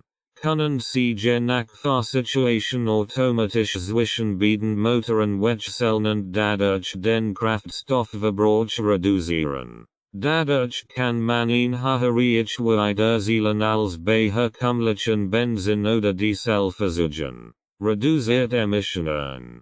Hev-Autos produzieren weniger schädliche Emissionen als herkömmliche Autos, da der Elektrometer einen Teil der Energie liefert und der Verbrennungsmeter dadurch weniger Kraftstoff verbrennen muss. Dies ist besonders wichtig in Zeiten, in denen der Klimawandel und die Luftverschmutzung ein wichtiges Thema sind. Leserbetrieb. Der Elektrometern im Gegensatz zu Verbrennungsmetern nahe zu Ausgleich arbeiten, ist der Betrieb von Hev-Autos auch leiser. Dies kann besonders in städtischen Gebieten von Vorteil sein, wo Lärm Belastung darstellen kann. Regenerative Bremsung.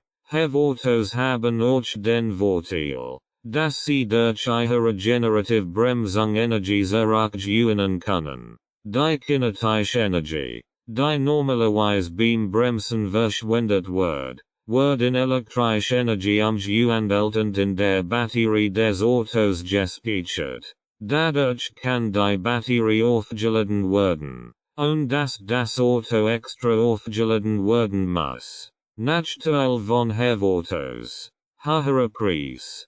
Have Autos sind im Allgemeinen teurer als herkömmliche Autos. Die Batterien und Elektromotoren sind noch relativ teuer, und das tritt den Preis des Fahrzeugs in die Höhe. Schwerer, die zusätzliche Ausrüstung, die für ein have benötigt wird, führt zu einem höheren Gewicht des Fahrzeugs. Dies kann sich negativ auf die Leistung auswirken und durch den Kraftstoffverbrauch erhöhen. Geringere Reichweite als rein Elektrofahrzeug.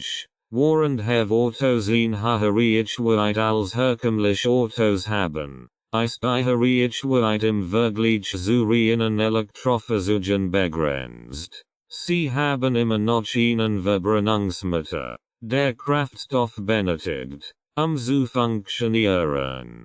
Dies kann die Reichweite begrenzen und ist auch nicht so umweltfreundlich wie ein vollständig elektrisches Auto. Abhängigkeit von fossilen Brennstoffen.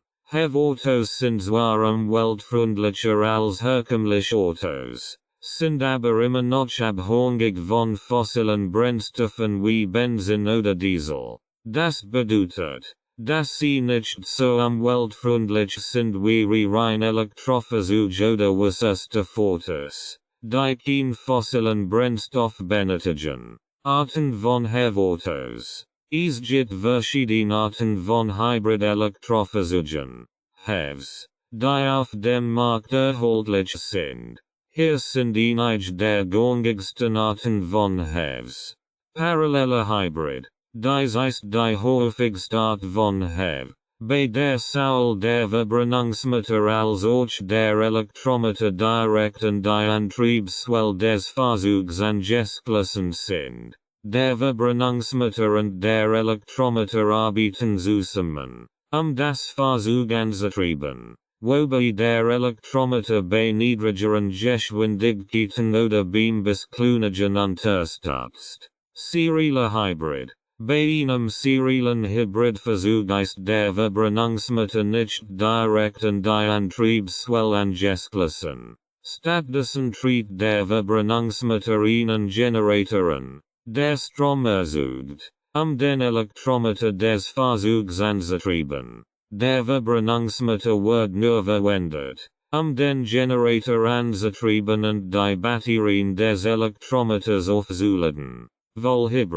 Vollhybridfahrzeuge können sowohl im Parallel als auch im Serienmodus betrieben werden, wobei der Elektromotor und der Verbrennungsmotor bei zum Antrieb des Fahrzeugs beitragen können. Das bedeutet, dass das Fahrzeug sowohl im Elektromodus als auch im Hybridmodus betrieben werden kann. Mild Hybrid. Ein mildes Hybridfahrzeug hat einen kleineren Elektromotor als ein vollständiges Hybridfahrzeug und kann nicht allein mit Strom betrieben werden. Der Elektromotor arbeitet mit dem Verbrennungsmotor zusammen, den Kraftstoffverbrauch zu senken und die Leistung des Fahrzeugs zu verbessern.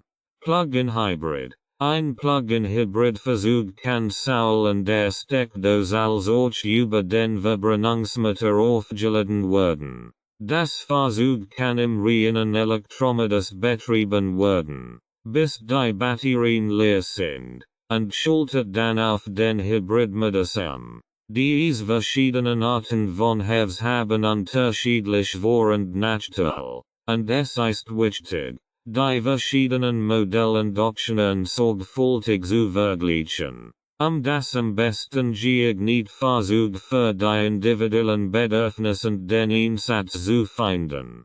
Treibstoff für Have-Autos. Have-Autos verwenden als Kraftstoff sowohl Benzin als auch Diesel. Die meisten Haves auf dem Markt sind Benziner, aber es gibt auch einige Diesel-Haves. In beiden Fällen wird der Verbrennungsmotor in Verbindung mit einem Elektromotor eingesetzt, den Kraftstoffverbrauch und die Emissionen zu reduzieren. Es gibt auch Sogen- und Flex-Fuel-Haves, die mit einer Mischung aus Benzin und Ethanol betrieben werden können. Diese Fahrzeuge sind in der Lage, Den Energiebedarf des Fahrzeugs automatisch auf die verfügbaren Kraftstoffquellen abzustimmen, den Kraftstoffverbrauch und die Emissionen zu optimieren. Einige Hersteller bieten auch Modellen, die mit anderen alternativen Triebstoffen betrieben werden können, wie zum Beispiel Gas oder Wasserstoff. Diese Modelle sind jedoch nicht so weit verbreitet wie die herkömmlichen Benzin- und Dieselhevs. Es ist wichtig zu beachten, dass sich die Verfügbarkeit und die Kosten alternativer Kraftstoffe je nach Region und Land erheblich unterschieden können. Einige Regionen haben ein gut ausgebautes Netzwerk und Tankstellen für Alternativkraftstoff, während andere dies nicht haben. Es ist auch wichtig, die potenziellen Auswirkungen auf die Umwelt und den Preis der alternativen Kraftstoffe zu berücksichtigen, bevor man sich für ein Hev entscheidet, das mit einem alternativen Kraftstoff betrieben wird. Emissionen von Hev-Autos. Hev-Autos haben im Vergleich zu herkömmlichen Verbrennungsmittelfahrzeugen niedrigere Emissionen. Die Hevs soll einen Verbrennungsmittel als auch einen Elektrometer haben, können sie den Kraftstoffverbrauch und die Emissionen reduzieren, indem sie den Verbrennungsmittel abschalten, wenn nicht benötigt wird, und den Elektrometer verwenden, das Fahrzeug zu beruhigen.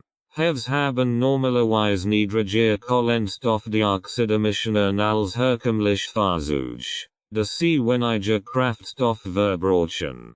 Kohlenstoffdioxid ist ein Treibhausgas und trägt zum Klimawandel bei. Hevs emittieren auch weniger Stickoxid, Kohlenwasserstoff und Partikel als herkömmliche Fahrzeuge, da sie speziell Katalysatoren und Filter haben, die diese Emissionen reduzieren. Es ist jedoch wichtig zu beachten, dass Hevs immer noch Emissionen verursachen und nicht komplett emissionsfrei sind. Die Emissionen hängen von der Größe des Verbrennungsmittels, der Art des verwendeten Kraftstoffs und der Fahrweise des Fahrers ab. Darüber hinaus gibt es auch einige Emissionsprobleme im Zusammenhang mit der Herstellung von Hev-Batterien. Die Produktion von Batterien erfordert selten Erden an der Materialien, die umweltbelastend abgebaut werden können. Es ist daher wichtig, die Umweltauswirkungen der Herstellung und Entsorgung von Hev-Batterien zu berücksichtigen. Insgesamt haben Hevs im Vergleich zu herkömmlichen Fahrzeugen niedrigere Emissionen, können aber immer noch Umweltauswirkungen haben, insbesondere bei der Herstellung von Batterien. Wartung und Reparatur von Hev-Autos. Die Wartung und Reparatur von Hev-Autos ist im Allgemeinen ordentlich wie bei herkömmlichen Verbrennungsmittelfahrzeugen. Es gibt jedoch einige Unterschied, die auf die Komplexität der Hybrid-Technologie zurückzuführen sind. Die Hevs soll einen Verbrennungsmittel als auch einen Elektrometer haben, gibt es mehr Komponenten, die gewartet werden müssen. Die Batterie, die Elektrometer und die Leistungselektronik sind einige der Komponenten, die regelmäßig gewartet werden müssen. Die meisten Hersteller empfehlen eine Wartung alle 12 Monate oder nach einer bestimmten Anzahl von Kilometern. Die Kosten für die Wartung von Hev-Autos können aufgrund der zusätzlichen Komponenten und der benötigten Spezialitäten Fachkenntnis etwas höher sein als bei herkömmlichen Verbrennungsmittelfahrzeugen. Es ist jedoch wichtig zu beachten, dass Hevs in der Regel zuverlässiger sind als herkömmliche Fahrzeuge, da die Komponenten aufgrund der elektrischen Unterstützung weniger belastet werden. Im Fall eines Problems oder einer Reparatur müssen speziell geschulte Techniker eingesetzt werden, das Problem zu diagnostizieren und zu beheben. Dies kann aufgrund des spezialisierten Fachwissens und der benötigten Werkzeuge etwas teurer sein als bei herkömmlichen Fahrzeugen. Es ist auch wichtig zu beachten, dass die Lebensdauer der Batterien begrenzt ist und dass sie nach einer bestimmten Anzahl von Jahren oder Kilometern ausgetauscht werden muss. Die Kosten für den Austausch der Batterie können hoch sein und variieren je nach Modell und Hersteller. Insgesamt sind die Wartung und Reparatur von Autos ordentlich wie bei herkömmlichen Fahrzeugen. Aber es gibt einige Unterschied aufgrund der zusätzlichen Komponenten und des benötigten Fachwissens. Zukunft von Autos.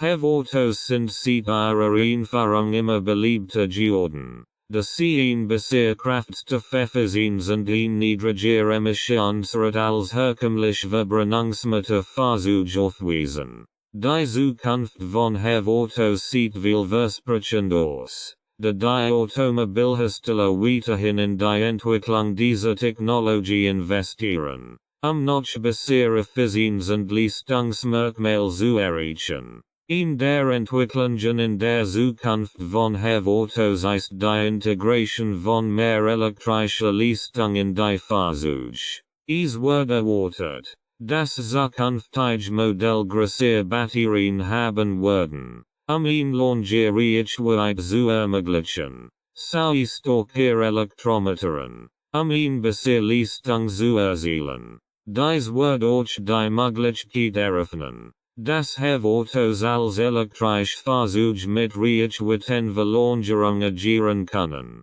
Ein weiteres wichtiges Ziel der Entwicklung von Autos ist die Reduzierung der Kosten, insbesondere der Batteriekosten. Es wird erwartet, dass die Preise für Batterien in den nächsten Jahren sinken werden, was die Herstellung von Autos kosteneffizienter machen wird. Außerdem wird die Integration von mehr elektrischer Leistung in die Fahrzeuge dazu beitragen, die Abhängigkeit von Benzin oder Diesel zu reduzieren und somit auch die Betriebskosten zu senken. Einige Hersteller arbeiten auch an der Entwicklung von Plug-in-Hybrid-Fahrzeugen, PHEVs, die eine längere elektrische Reichweite als HEVs haben.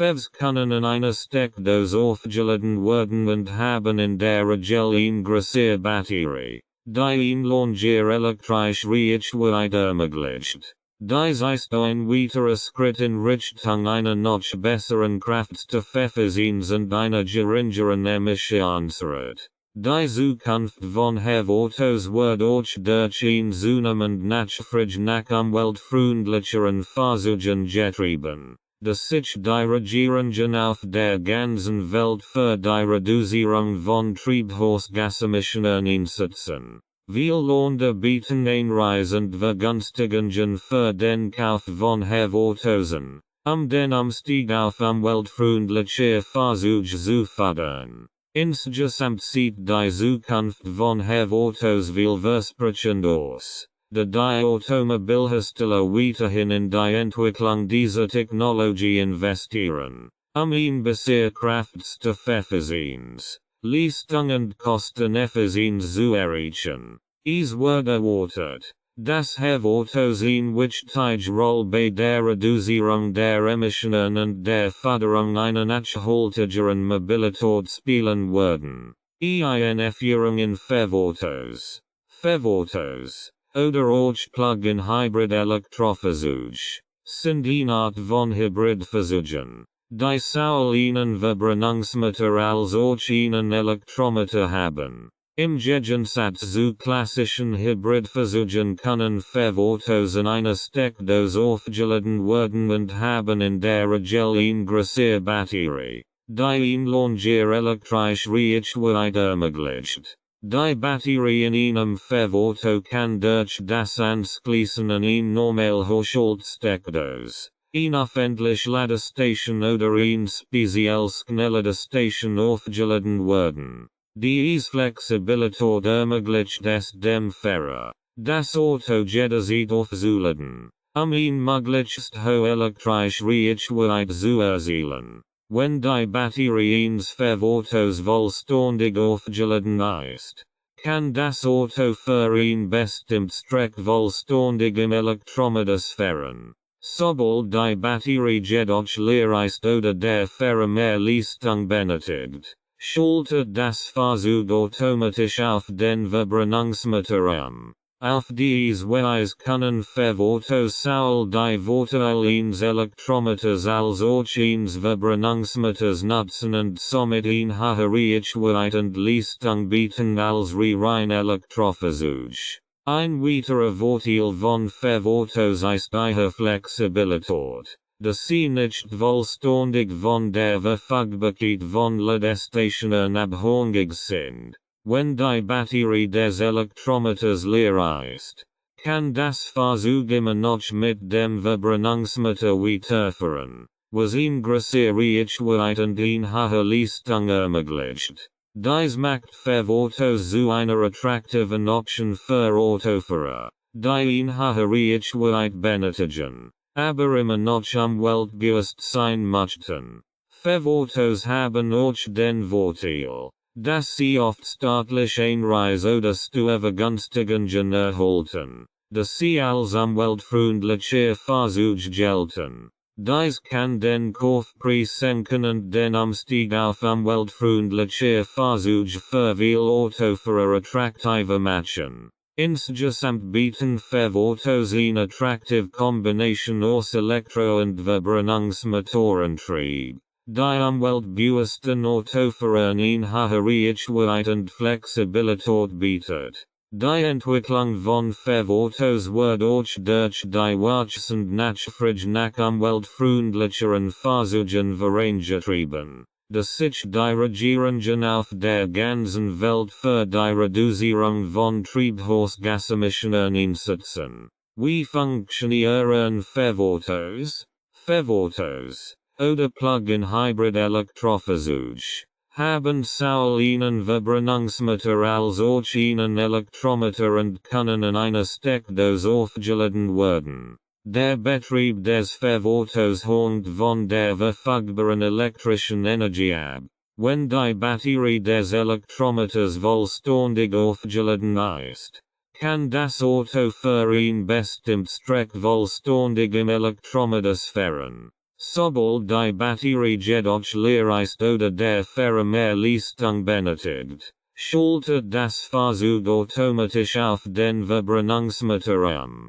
Auf diese Weise können Autos sowohl die Vorteile eines Elektromotors als auch eines Verbrennungsmotors nutzen und somit eine hohe Reichweite und Leistung bieten als rein Elektrofahrzeug. Die Batterie in einem Auto kann durch das Anschließen an eine normal Haushaltssteckdose, eine öffentliche Ladestation oder eine speziell Schnellladestation aufgeladen werden. Wenn das Auto angeschlossen ist, wird die Batterie aufgeladen, bis sie vollständig aufgeladen ist. Die Ladezeit hängt von der Größe der Batterie ab und kann zwischen einigen Stunden und mehreren Stunden dauern. Wenn das Auto fährt, arbeitet der Elektromotor in der Regel bei niedrigen Geschwindigkeiten oder beim Beschleunigen, während der Verbrennungsmotor bei höheren Geschwindigkeiten oder beim Fahren auf der Autobahn eingesetzt wird.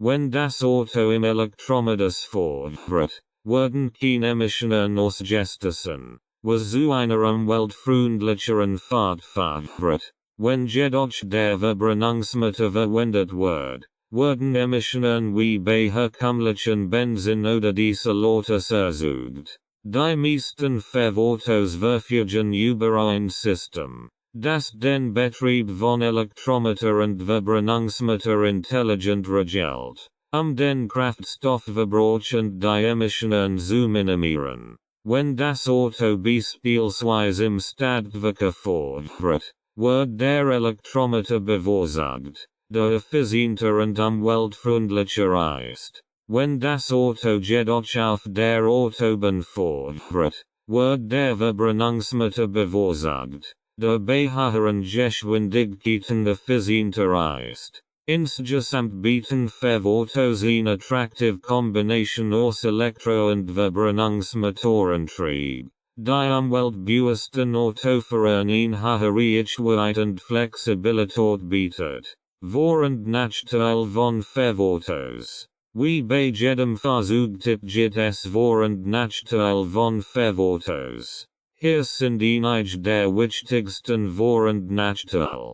Vorteil. Umweltfreundlicher. Fevautos sind umweltfreundlicher als herkömmliche Fahrzeuge, da sie im Elektromodus fahren können und weniger Treibhausgas ausstoßen. Die Fahrer können ihren CO2-Verbrauch reduzieren, indem sie den Elektromodus so oft wie möglich nutzen und nur bei Bedarf auf den Verbrennungsmotor umschalten.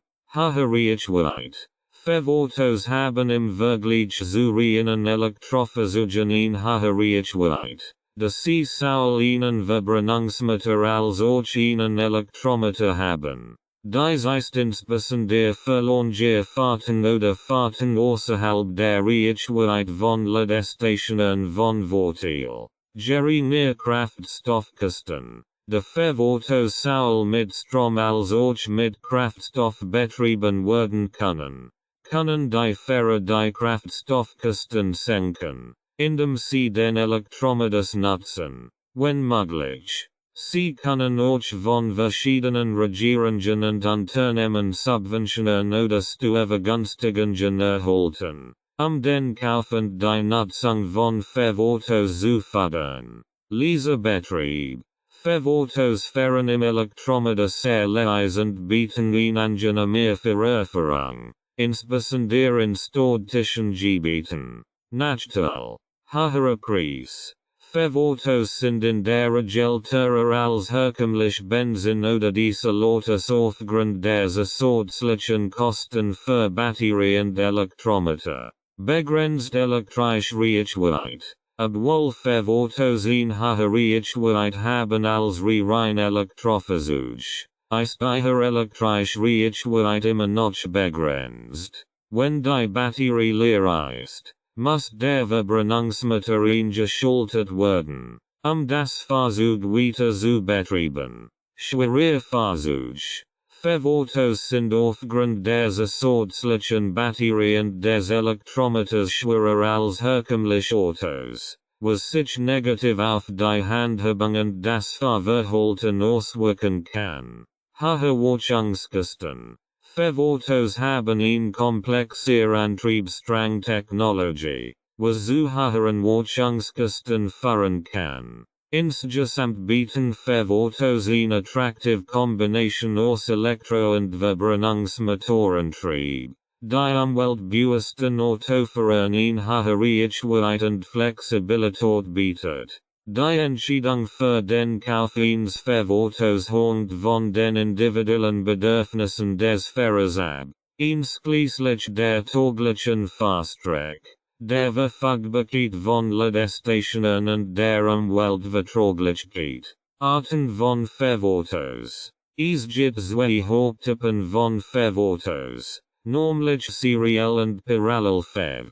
Serial Fevs. Auch als erweitert Reichweiten Elektrofahrzeug, EREV, bezeichnet, haben einen Elektromotor, der allein das Fahrzeug antritt, während ein Verbrennungsmotor lediglich als Generator arbeitet, die Batterie aufzuladen, wenn sie entladen ist. Der Verbrennungsmotor tritt also nur in Action, wenn die Batterie fast leer ist, und lädt dann die Batterie auf. Während der Elektromotor weiterhin das Fahrzeug antritt. Parallelfevs haben sowohl einen Verbrennungsmotor als auch einen Elektromotor, die beide das Fahrzeug antrieben können. In der Regel können diese Autos im reinen Elektromodus fahren, bis die Batterie leer ist. Danach schaltet sich der Verbrennungsmotor ein, das Fahrzeug weiterhin anzutrieben und die Batterie aufzuladen. Es gibt auch Plug-in Hybrid, die über einen zusätzlichen Elektromotor verfügen, der den Verbrenungsmeter unterstützt, die Leistung zu erhöhen. Wenn nötig, dieser Elektrometer wird auch verwendet, die Batterie während der Fahrt aufzuladen, ihn langer elektrische Reichweite zu ermöglichen. Emissionen von Verautos. Die Emissionen von Verautos hängen von verschiedenen Faktoren ab, darunter der Art des Stroms, der zur Aufladung der Batterie verwendet wird, sowie der Art des Verautos. Wenn der Strom, der zur Aufladung des Werkes verwendet wird, aus erneuerbaren Quellen wie Solarenergie, Windkraft oder Wasserkraft stammt, kann der emissionsfrei fahren. Dies hängt jedoch davon ab, ob der Fahrer Zugang zu sauberem Strom hat und wie oft das Fahrzeug auflädt. Im Hybridbetrieb, bei dem sowohl der Verbrennungsmeter als auch der Elektrometer zusammenarbeiten, stoßen Fevs im Allgemeinen weniger Emissionen aus als rein Verbrennungsmetern. Da der Elektrometer den Verbrennungsmeter unterstützt und dadurch den Kraftstoffverbrauch reduziert. Die Emissionen hängen jedoch auch von der Effizienz des Verbrennungsmeters, dem Batteriestatus und anderen Faktoren ab. Im reinen Elektrometers, bei dem das ausschließlich vom Elektrometer angetrieben wird, sind die Emissionen des Fahrzeugs null. Dies hängt jedoch von der Reichweite des Elektrometers ab und davon, wie oft die Batterie aufgeladen wird. Wenn die Batterie leer ist und der Verbrennungsmeter eingeschaltet wird, steigt die Emissionsrate wieder an.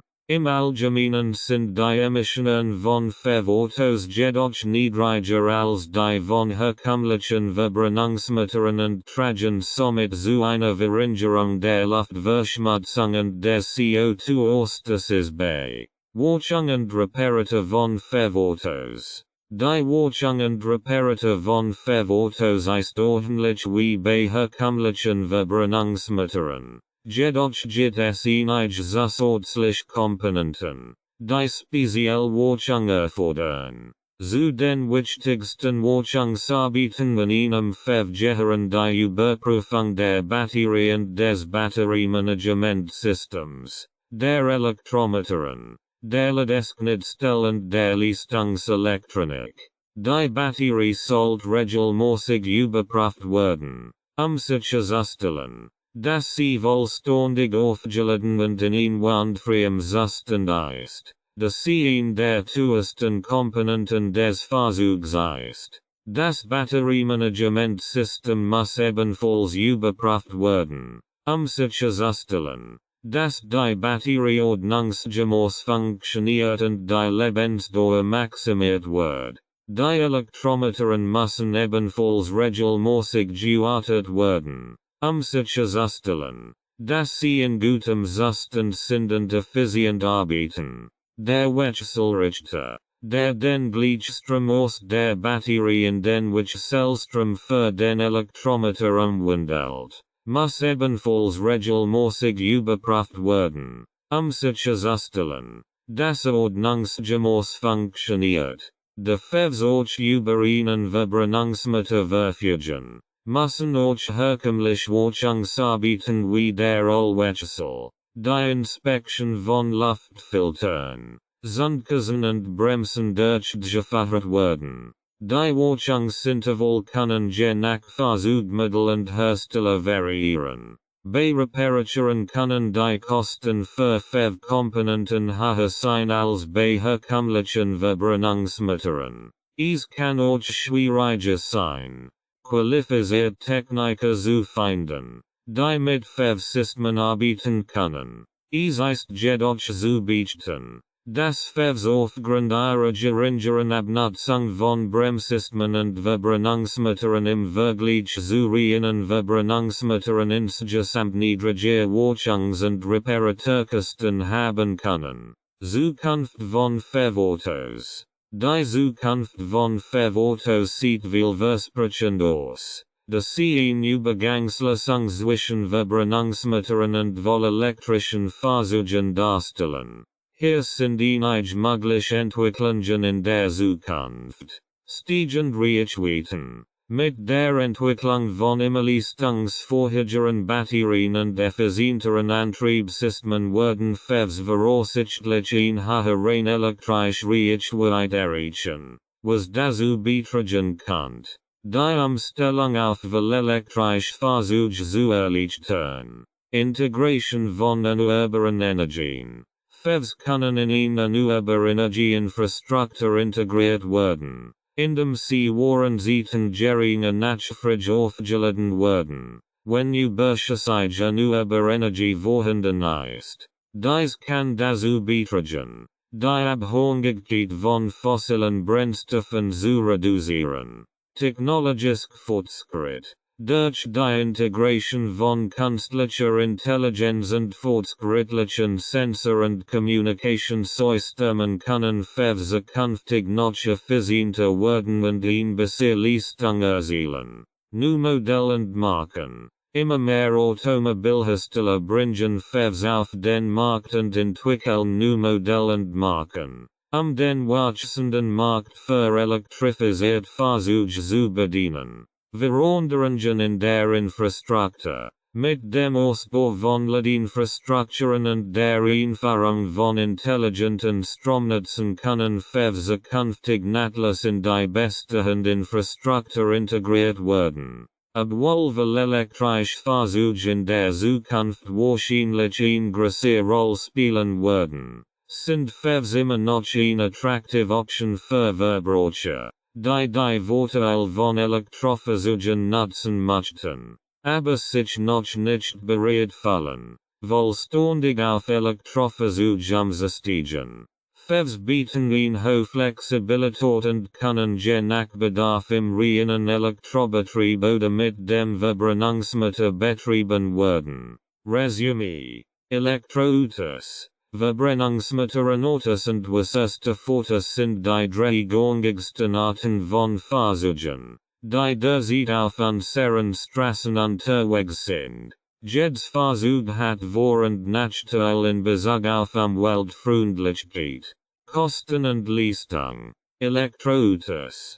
Elektroautos haben in den letzten Jahren aufgrund ihrer Umweltfreundlichkeit und der wachsenden Unterstützung durch Regierungen und Automobilhersteller an Popularität gewonnen. Diese Autos werden ausschließlich von einem Elektromotor angetrieben, der von einer Batterie gespeist wird, die wiederum aufgeladen werden muss.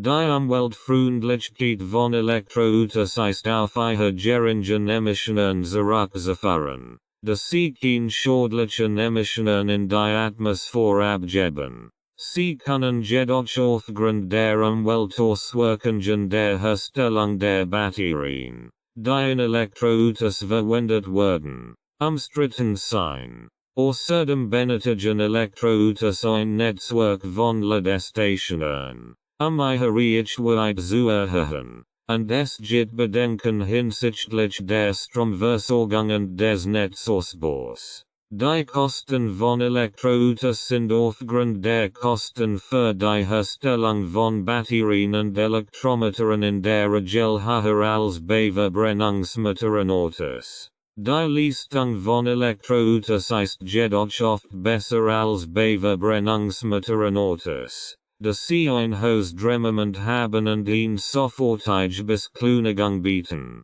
Verbrennungsmotoren Autos. Verbrennungsmotoren Autos sind seit Jahrzehnten die Standardfahrzeuge auf unseren Straßen. Sie werden von einem Verbrennungsmotor angetrieben, der Benzin oder Diesel verbrennt, den Antrieb des Autos zu erzeugen. Diese Art von Fahrzeugen hat jedoch einen hohen Schadstoffverstoß und ist somit umstritten. Obwohl Verbrennungsmotoren Autos immer noch weit verbreitet sind, gibt es eine zunehmende Unterstützung für die Entwicklung von umweltfreundlicheren Fahrzeugen. Viele Länder haben Emissionsstandards festgelegt, die darauf abzielen, Die Emissionen von Fahrzeugen zu reduzieren. Die Kosten von Verbrennungsmotoren sind aufgrund ihrer beobachteten Technologie und der weiten Verbreitung in der Regel niedriger als bei Elektroautos oder Wasserstoffautos. Die Leistung von Verbrennungsmotoren hängt von der Größe des Motors und dem Kraftstoff ab, der verwendet wird. Wasserstoffautos. Wasserstoffautos sind eine relativ neue Art von Fahrzeugen, die von einem Elektrometer angetrieben werden, der von Wasserstoff gespeist wird. Diese Fahrzeuge produzieren keine schädlichen Emissionen, sondern nur Wasser und Wärme. Die Umweltfreundlichkeit von Wasserstoffautos ist auf ihre geringen Emissionen und die Möglichkeit, Wasserstoff aus erneuerbaren Energiequellen herzustellen, zurückzufahren. Die Infrastruktur für Wasserstoffautos ist jedoch noch begrenzt, was die Reichweite und Verfügbarkeit dieser Fahrzeuge einschränkt. Die Kosten von Wasserstoffautos sind derzeit höher als bei Verbrennungsmotorenautos oder Elektroautos. Einige Wege, wie sie die Treibhausgasemissionen durch ihre Entscheidung beim Autokauf positiv beeinflussen können. Kauf eines Elektrofahrzeugs. E-Auto. Ein E-Auto hat im Vergleich zu einem herkömmlichen Verbrennungsmotorfahrzeug, keine direkten Emissionen. Der Strom, der für den Betrieb des Fahrzeugs benötigt wird, kann aus erneuerbaren Quellen wie Sonnen- oder Windenergie stammen, was die Umweltbelastung weiter reduziert. Wenn Sie ein EV kaufen, können Sie einen wichtigen Beitrag zur Reduzierung der Treibhausgasemissionen leisten. Kauf eines Hybridfahrzeugs. HEV. Ein HEV ist ein Fahrzeug, das sowohl einen Verbrennungsmotor als auch einen Elektrometer hat. Der Elektrometer wird verwendet, den Verbrennungsmotor zu unterstützen und den Kraftstoffverbrauch zu reduzieren. Dadurch werden auch die Treibhausgasemissionen reduziert. Ein HEV ist eine gute Option, wenn Sie die Vorteile eines Elektrofahrzeugs nutzen möchten, aber noch nicht bereit sind, vollständig auf ein EV umzusteigen.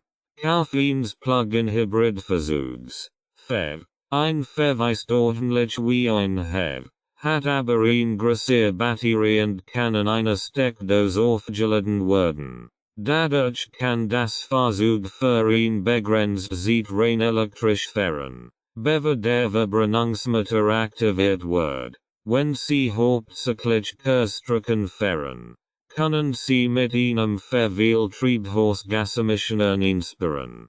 Kauf eines Fahrzeugs mit einem effizienten Verbrennungsmotor. Wenn Sie sich für ein EV entscheiden, sollten Sie sicherstellen, dass es einen effizienten Verbrennungsmotor hat. Ein effizienter Motor reduziert den Kraftstoffverbrauch und damit auch die Treibhausgasemissionen. In der Regel haben kleine Motoren eine höhere Effizienz als größere Motoren. Kauf eines Fahrzeugs mit alternativen Kraftstoffen. Einige EVs können auch mit alternativen Kraftstoffen wie Erdgas, flüssiges oder Biodiesel betrieben werden. Diese Kraftstoffe haben in der Regel eine geringere Treibhausgasemission als herkömmlicher Benzin- oder Dieselkraftstoff. Wenn Sie ein Fahrzeug mit alternativem Kraftstoff betreiben, sollten Sie jedoch sicherstellen, dass es tatsächlich nachhaltig und umweltfreundlich produziert wird. Kauf eines kleineren Fahrzeugs. Größere Fahrzeuge haben in der Regel einen höheren Kraftstoffverbrauch und damit auch höhere Treibhausgasemissionen. Wenn Sie ein kleineres Fahrzeug kaufen, können Sie also auch die Emissionen reduzieren. Vermeidung von SUVs. SUVs haben in der Regel einen höheren Kraftstoffverbrauch als andere Fahrzeugtypen und sind oft größer als notwendig. Wenn Sie ein Fahrzeug kaufen, das besser zu Ihrem Bedarf passt, können Sie somit Treibhausgasemissionen einsparen. Was sind die Elektroautos für Menschen in den unterschiedlichsten Lebenssituationen? Auto für Singles oder Paar. Es gibt ein Vielzahl von Elektroautos auf dem Markt, die für Singles oder Paar geeignet sind. Hier sind einige Modelle, die für die Zielgruppe besonders gut geeignet sind. Tesla Model 3.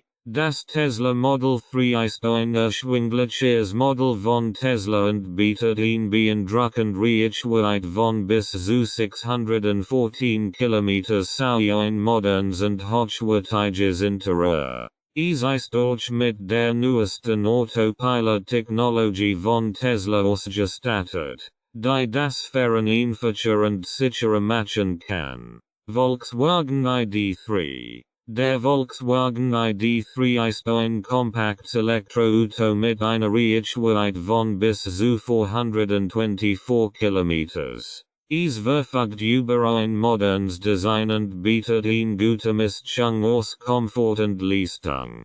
Das Auto ist auch mit einer Vielzahl von Technologien ausgestattet, darunter ein fortschrittliches Infotainment-System und eine Vielzahl von Assistenzsystemen. Nissan Leaf. Der Nissan Leaf ist eines der bekanntesten Elektroautos auf dem Markt und bietet eine beeindruckende Reichweite von bis zu 385 km.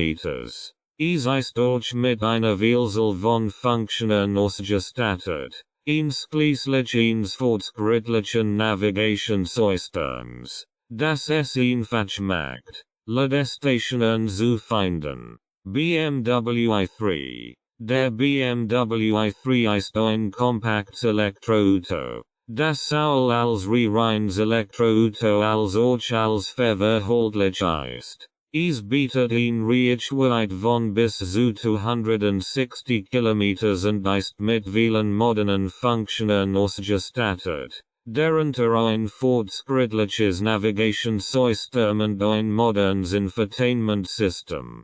Kia Soul EV. Der Kia Soul EV ist ein geräumiges Elektroauto mit einer Reichweite von bis zu 276 km. Es bietet auch einen geräumigen Innenraum mit Bequem-Sitzen und eine gute Sichtbarkeit. Darüber hinaus verfügt es über eine Vielzahl von Sicherheitsfunktionen, wie beispielsweise einen adaptiven Tempomat und einen Spurhalteassistenten. Hyundai Kona Electric. Der Hyundai Kona Electric ist ein kompaktes SUV, das eine Reichweite von bis zu 484 km bietet. Es bietet einen geräumigen Innenraum mit Bequem-Sitzen und einer guten Sichtbarkeit. Darüber hinaus ist es mit einer Vielzahl von Sicherheitsfunktionen ausgestattet, einschließlich eines adaptiven Tempomaten und eines Spurhalteassistenten. Welches Elektroautos sich am besten für Singles oder Paar eignet, hängt von den persönlichen Bedürfnissen und Vorlieben ab. Wenn beispielsweise ein langer täglich Fahrstrecke oder häufig Langstreckenfahrten unternommen werden sollen, kann ein Elektroauto mit einer größeren Reichweite angebracht sein. Wenn jedoch hauptsächlich in der Stadt gefahren wird, kann ein kompaktes Modell ausreichen. Es ist auch wichtig zu berücksichtigen, wie gut das Auto zum jeweiligen Lebensstil und den finanziellen Möglichkeiten passt. Familien mit Berufstätigen und Kindern. Es gibt mehrere gute Optionen für Familien, die ein Elektroauto suchen, abhängig von ihren Bedürfnissen und Prioritäten. Hier sind einige der besten E-Autos für Familien.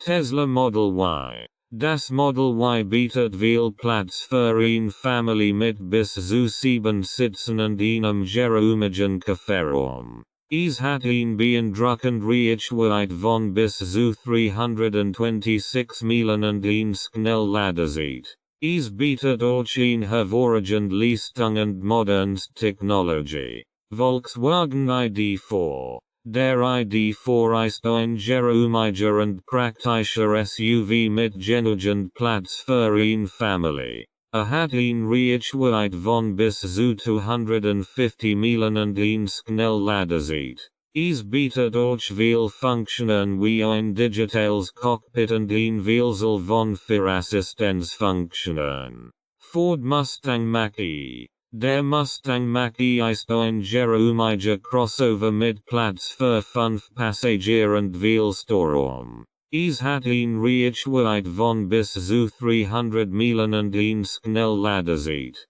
Es bietet euch een hervorragend Leistung und modern Funktionen wie ein riesiges vertikales Touchscreen-Display.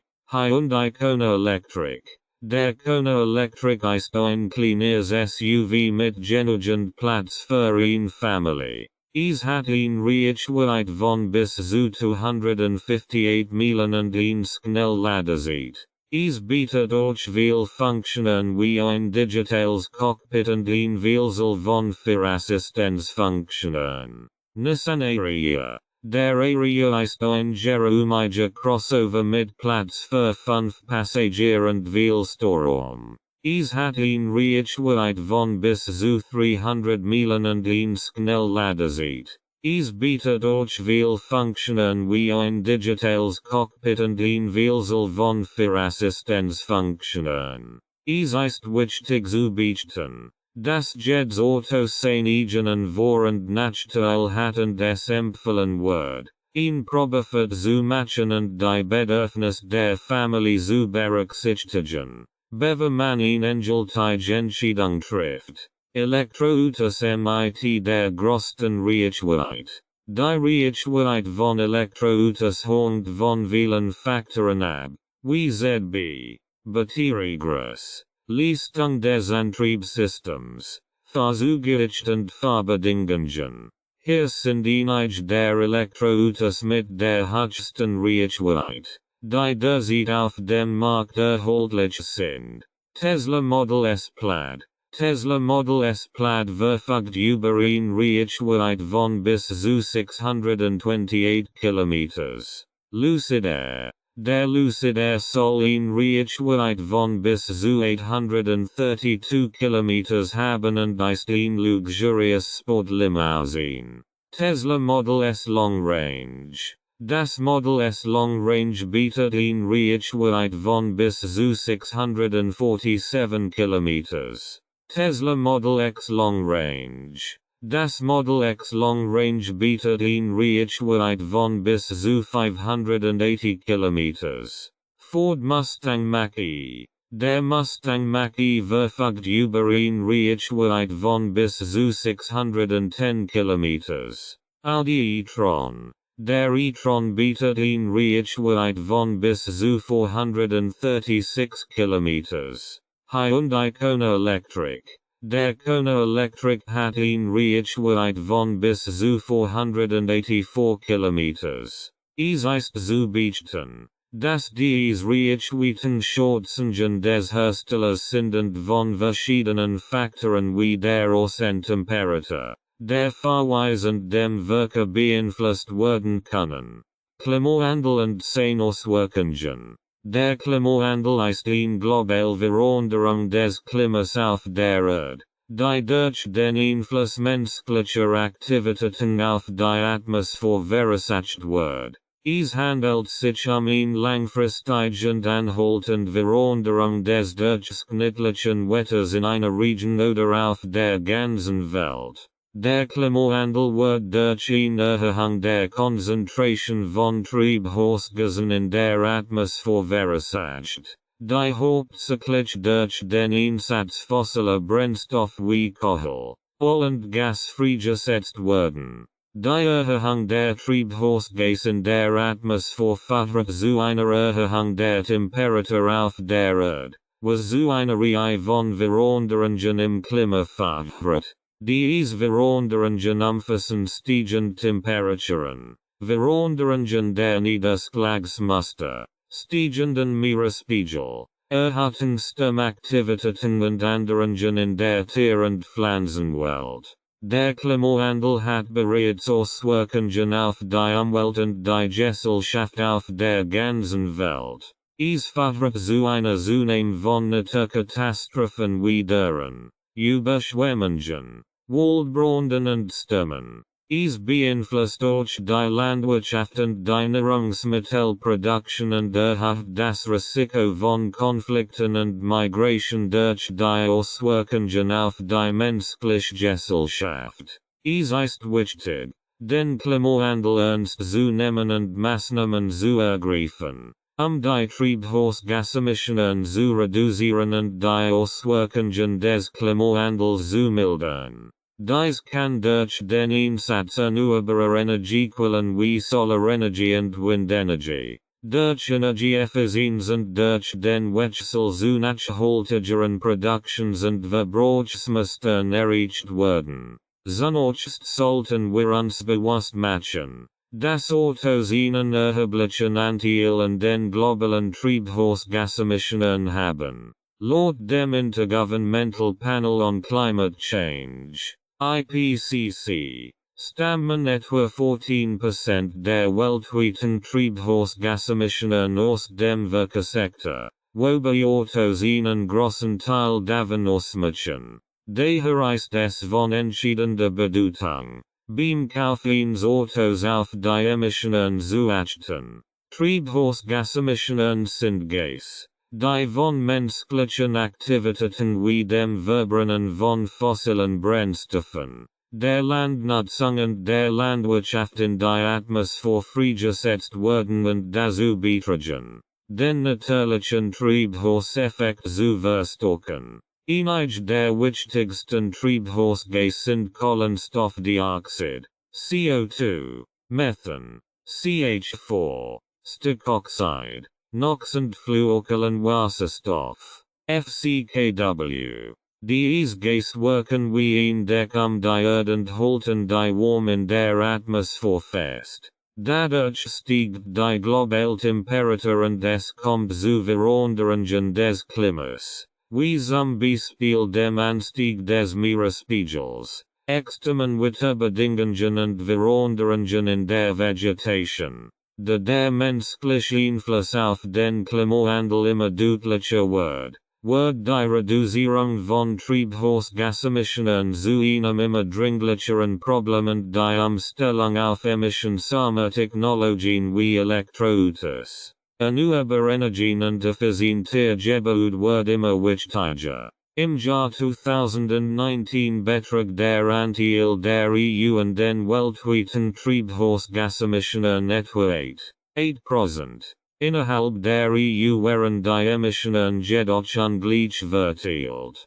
Deutschland war mit einem Anteil von 22,8% der größte Emittент innerhalb der EU, gefolgt von Großbritannien, 11,5%, Italien, 10,5% und Frankreich, 10,1%. Laut Angaben des Umweltbundesamts in Österreich betrug der Anteil des Landes an den weltweiten Treibhausgasemissionen im Jahr 2019 rund 0,14%. Innerhalb Europas betrug der Anteil Österreichs an den Treibhausgasemissionen 1,2%. Der größte Anteil der Treibhausgasemissionen in Österreich stammt aus dem Verkehrssektor, 28,5%, gefolgt von der Industrie, 26,4% und dem Gebäudesektor, 29%. Die weltweiten Treibhausgasemissionen sind sehr hoch und tragen zum Klimawandel bei. Laut einer Studie aus dem Jahr 2020 betrug der Anteil der weltweiten Treibhausgasemissionen im Jahr 2019 etwa: China 28%, USA 14%, EU 6%, Indien 6%, Russland 4%, Japan 3%, Brazilian 2%, Indonesian 3%, Iran 1,9%. Canada, 1,6%. Dies Länder sind für fast 80% der weltweiten Treibhausgasemissionen verantwortlich. Andere Länder wie Australien, Südkorea, Mexiko und Saudi-Arabien haben ebenfalls einen bedeutenden Anteil an den globalen Emissionen. Damit stellt sich die Frage, ob wir uns den Ausstieg von den E-Autos leisten können, obwohl die EU nur 6% im Gegensatz zu China von 28% und damit dem Lieferanten der höchsten Treibhausgasemissionen ist. Der Ausstieg von E-Autos ist unwahrscheinlich, da sie als Teil der Bemühungen zur Verringerung der Treibhausgasemissionen und zur Bekämpfung des Klimawandels angesehen werden. Es geht durch einreisende Initiativen, die den Kauf und die Nutzung von E-Autos fördern, wie ZB, staatlich Förderungen und Steuervorteile, den Umstieg auf emissionsfreie Fahrzeuge zu erleichtern. Es ist auch wichtig zu beachten, dass die Treibhausgasemissionen in der EU trotz ihres geringeren Anteils im Vergleich zu China immer noch signifikant sind und Maßnahmen erfordern, sie zu reduzieren. Die EU hat sich auch verpflichtet, bis 2050 klimaneutral zu sein, was bedeutet, dass all Treibhausgasemissionen reduziert oder ausgeglichen werden müssen. Es wird erwartet, dass der Übergang zu emissionsfreien Fahrzeugen wie E-Autos durch technologisch Fortschritt und sinkend Kosten unterstützt wird, was dazu beitragen wird, die Kosten für die Gesellschaft zu senken. Darüber hinaus können die Vorteile einer saubereren Umwelt, einer besseren Luftqualität und einer geringeren Abhängigkeit von fossilen Brennstoffen auch wirtschaftlich Vorteil bringen. ZB. Durch Einsparungen bei Gesundheitskosten und durch Schaffung von Arbeitsplätzen im Bereich der erneuerbaren Energien. Elektroautos spritzbaren. Auch wenn Elektroautos keinen herkömmlichen Treibstoff benötigen, gibt es dennoch Möglichkeiten, die Effizienz zu steigern und die Reichweite zu optimieren, was letztendlich zu Einsparungen führt. Hier sind einige Tipps, wie man mit einem Elektroauto Energie sparen kann. Verbrauchssparen. Ähnlich wie bei einem Verbrennungsmotorfahrzeug kann Verbrauchssparen dazu beitragen, den Energieverbrauch zu reduzieren.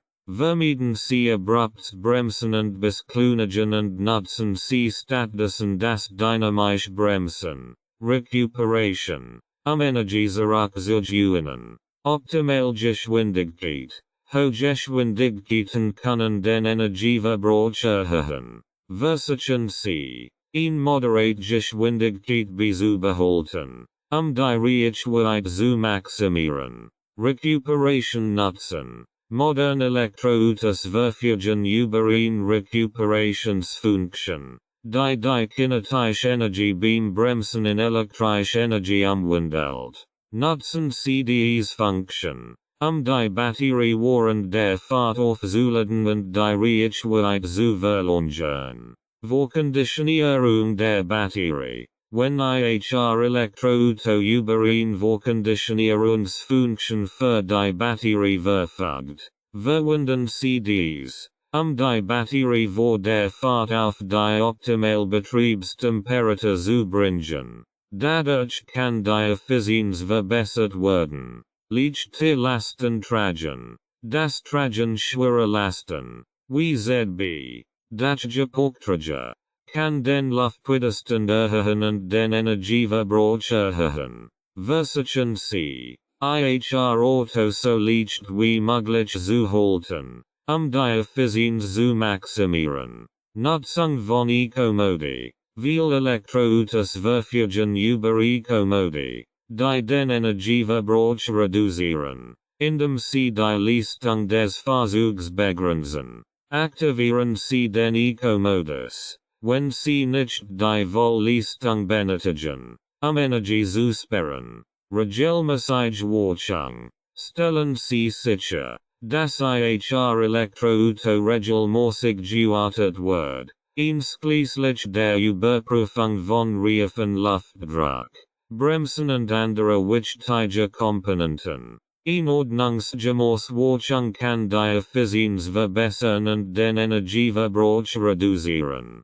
Optimale Legion Laden Sie Ihr Elektroauto nach Möglichkeit zu Zeiten mit niedrigeren Stromtarifen oder wenn erneuerbare Energiequellen verfügbar sind. Vermeiden Sie übermäßiges Schnellladen, da dies die Batteriebelastung erhöhen und die Lebensdauer der Batterie verkürzen kann. Durch die Umsetzung dieser Tipps können Sie nicht nur die Reichweite Ihres Elektroautos maximieren, sondern auch Ihre Energiekosten senken und gleichzeitig einen Beitrag zur Umwelt leisten. Rights and Ownership Notice. This audiobook is published and distributed by Testbericht-Institut LLC. All copyrights, publishing rights, distribution rights, audio rights, and related intellectual property rights for this work have been lawfully and exclusively acquired by Testbericht-Institut LLC.